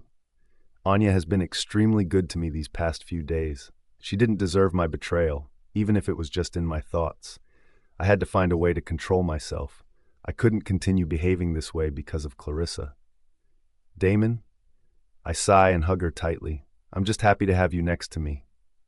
She smiles and kisses my cheek. "Dante is angry I chose to spend today with you. Can you blame him?" I ask her. "I would have been angry also if someone had taken you away from me." She grins, but that smile is eventually wiped from her face. "Was Autumn invited to this party?" she asks me. "Isn't that the car Atticus gave to her recently?" I follow her gaze, and I'm surprised when I see Autumn and Griffin exit the car. It doesn't look like they're coming to this party. I inform her, "It looks like they're going to Ares's beach house." Why the hell would Atticus let Autumn attend his party? It was very unlike him to let her go to a party like this without him, especially after what happened with Carter. If this were his brother's party, he would likely also be there. Maybe he sent them to look for Clarissa. After all, he still didn't know she was in my room the entire time. The car's back door opens, and I freeze at who I see next. Clarissa. She has a black bikini with a cover-up on the lower half of her body, but she still showed more skin than I was comfortable with. Why the hell was she here? At Ares's party after everything we've spoken about last night. She knew how I felt about him. Was this because of this morning? Was she still angry with me? Was she doing this to get back at me for telling her that she always threw a tantrum when I had a date with Anya? Or was she doing this because I told her she couldn't stay in the same bed with me again after last night? I narrowed my eyes when I saw Aries walk out of the house to greet her. Since when do they attend Aries' parties? Anya asks me. Don't they care about the rivalry between you guys and Carter? My body stiffens. Clarissa smiles and I stop breathing for a second. Since when does she smile at other men the way she smiles when she's with me? I watch as Aries pulls her into his arms and lifts her into the air like she weighs nothing. Anger explodes in my chest. What the f***, I growl. Clarissa, look, there's Damon, Griffin says as he waves at him. I freeze. I knew Damon had been watching this entire time, but now he knew I was aware of him looking at me. If I wanted this to work, I had to ignore him. Usually, I would go straight to him, but this time I let Aries lead me into the beach house. I know it would hurt him that I didn't even bother to turn around and look at him, but this had to be done. Letting Aries hug me earlier was not part of the initial plan, but I wanted to make it as believable as possible. He knew I was upset this morning. I wanted to show him that this wasn't just one of my tantrums. I wanted him to know that he wasn't the only one that could go on dates. All along, I've made it super easy for Damon. I wouldn't make the same mistake again. He's glaring at your back, Autumn whispers to me. Good, he can see me walking away from him. I've played nice all along, and maybe Damon got the wrong impression from me. This way, he can get a clear picture of what I wanted. It was time that I fought for him. If he told me he didn't feel the same way, I would be heartbroken, but at least I would know I tried. I wasn't sure when exactly I would be ready to confess my feelings to Damon, but for now, I would show him very subtle signs. I'm surprised to see you today after you disappeared last night, Aries tells me. You promised you would return, but you never did. I waited the whole night for you. I try not to laugh at his words. Did he think I would believe that? Aries Prince, waiting for a woman to return? I'm sure you found someone else at the dance, I say. I looked around me. The girls here were dressed in even smaller bikinis than mine, and they all were glaring at me. I forgot for a moment that I was the main target of bullying. Did I make a mistake by coming here today? Why is she even wearing a cover-up? Someone whispered behind me. I try my best to ignore them. I was happy that I at least had Autumn next to me in case things took a turn for the worse. Do you want to take a swim with me? Aries asks as he puts his arm around me. It felt weird. Just last night, I was in Damon's arms, and it felt so much better than this. I would much prefer it was Damon with me here and not Aries. Even if I told Damon the truth, what would that mean for us? It's not like our family would ever be supportive of our relationship. Everything would turn into a big mess if they found out. That was my biggest fear besides Damon rejecting me. Clarissa? Aries asks again. I'm not so sure that's such a good idea, I answer him as I move his hand from around me. I was scared that my cover-up would slip and reveal the tattoo. Why not? He asks me. We can have some fun in the water. My brothers are in there with some of their girlfriends. I can introduce you to them if you haven't met them already. Could he possibly be referring to Carter? Now I knew more than ever that I didn't want to go into the water with him. I'm fine here with Autumn, I explain. You don't need to stay with me. You can look around and find someone else to swim with. He chuckles. You're playing hard to get, aren't you? If that's the case, you know exactly how to get a guy to want you. Because that's what I want right now, you. I want you, Clarissa. Well, that's just too bad, Damon says behind me. I gasp. How long had he been standing there? Was he listening to our conversation this entire time? Damon. Aries greets him with a smile. He lifts his hand for a handshake, but Damon ignores it. I was just asking Clarissa to join me in the water, he informs him. That can't happen because Clarissa is coming home with me, right now. Damon explains. I spun around to gape at him.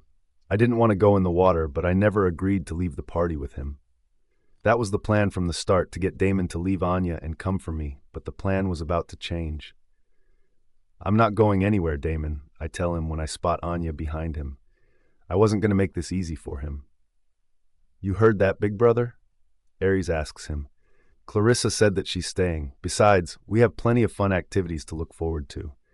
We were all just about to play some spin the bottle. I freeze. Spin the bottle? Wasn't that a kissing game? I couldn't play that. I promised to give Damon my first kiss, and I wouldn't break that promise. Not for a stupid game. I'm not so sure that's a good idea, I tell him. I think it's a great idea. Anya cuts in. I think Damon and I would enjoy playing this game. Did she really say that? Was she okay with kissing another man while her mate was right there? I'm sure Damon didn't feel the same way that she did. Clarissa is still pretty much a child. She adds, she wouldn't enjoy a game like this. No, I cut in. I think this game might be fun after all. Anya is right. Let's all play. Aries grins.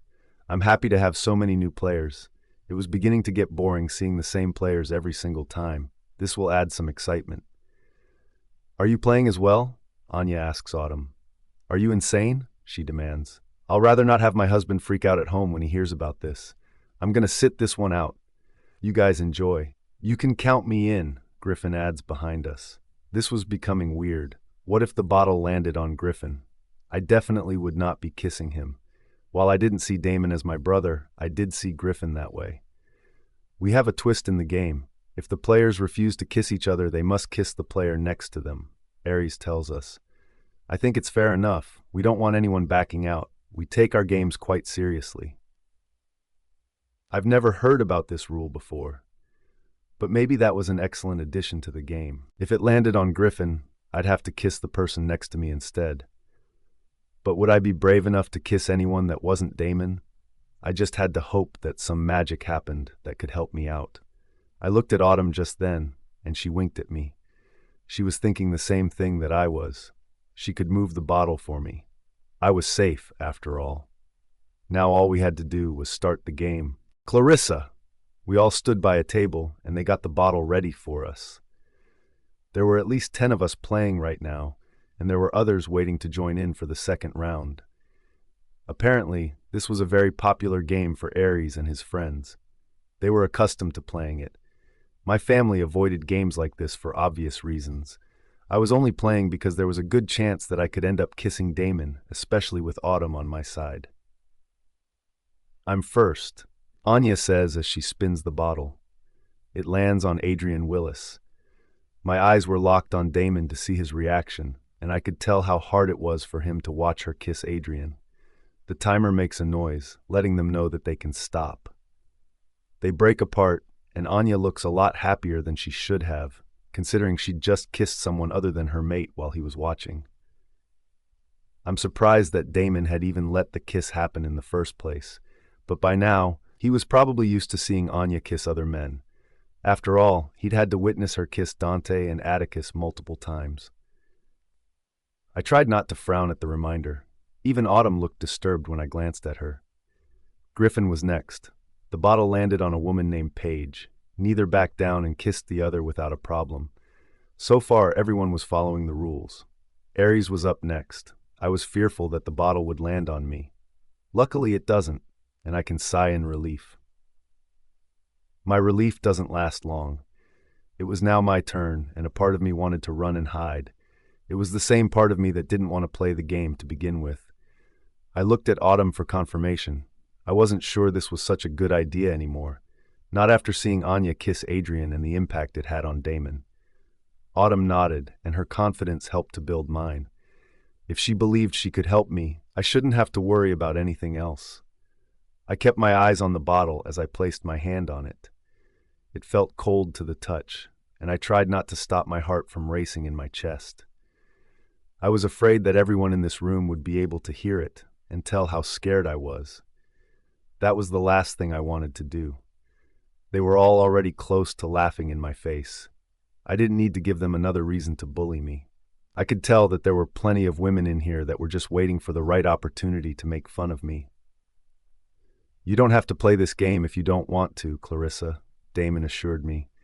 I can take you home right now. Don't listen to what any of these fools have to say. I bite my lip at his words.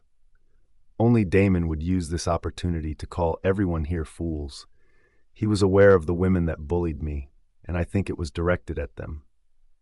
As much as I wanted to take up his offer, I knew I had to decline it. He doesn't realize that this might be my only opportunity to kiss him.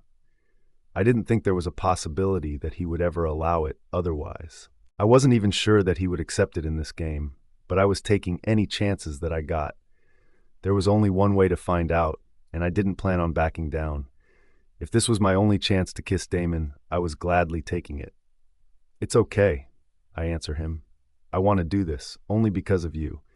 Again, these words are only said in my mind. He can't hear my thoughts. A part of me wished that he could. It would make things easier for me. I didn't wait for anyone else to say something. As I spun the bottle, the second Autumn gave me the signal to begin. It spins a few times before it slowly, noticeably stops at Damon. My heart jumps in my chest, and I can't wait to hug Autumn for doing this. I knew that it was only possible because of her. I've never been happier knowing her biological father was a sorcerer than I am now. It was working to our advantage. Finally. There are a few gasps around us, and Anya suddenly doesn't look like she's enjoying the game anymore. The color is suddenly drained from Damon's face as he realizes what just happened. I've never seen him look this pale before. I knew that this was the last thing he was expecting. "I think it's safe to say that the two of you would prefer to kiss the people next to you than kiss each other," Ares points out. "And it just so happens that I'm next to you, Clarissa. I didn't think our first kiss would happen in front of so many people, but I'm all open to it." Why did he think I would ever choose to kiss him over Damon? I was playing this game only because of him, no one else, and he was the only one I was planning on kissing. Damon glares at him. "She isn't kissing anyone," he growls. "So sit your ass back down before I need to do it for you." "You can't back down from the game now," Adrian says. "No one backs down from the game. It's the rules, and you knew the rules before you even started the game. She isn't even your blood sister." Another person adds, "And if kissing her is a problem for you, Ares is willing to do it. Heck, so many of us are willing to do it if you don't want to kiss her. Don't spoil our chances." This wasn't going the way I'd planned. I should have known that Damon wouldn't have given in easily like everyone else. If I wanted this kiss to happen, I would have to make it happen on my own. I couldn't wait for Damon to come up with a solution to this problem. I was sure he was already trying to think of something to get us out of this. "This is taking too long," Ares says as he moves closer to me. Before he can try anything, I move away from him and walk over to Damon, who's looking at me like I've just lost my mind. The startled look on his face makes me more nervous about my plans, but I can't stop now. It's too late to stop. I had to do this. If I didn't, it would always haunt me for the rest of my life. Before he could stop me, I grabbed his face and pressed my lips to his. I hear Griffin shouting for us to stop behind me, along with a few whistles from some of the guys I barely knew. Soon enough, all of that slowly fades away. I couldn't hear anything except Damon's loud breathing and the pounding of his heart. All I was focused on was him. He stands completely still like a rock in front of me. I think I just shocked the life out of him. Did I make a mistake? He wasn't kissing me back, and I think everyone was beginning to notice.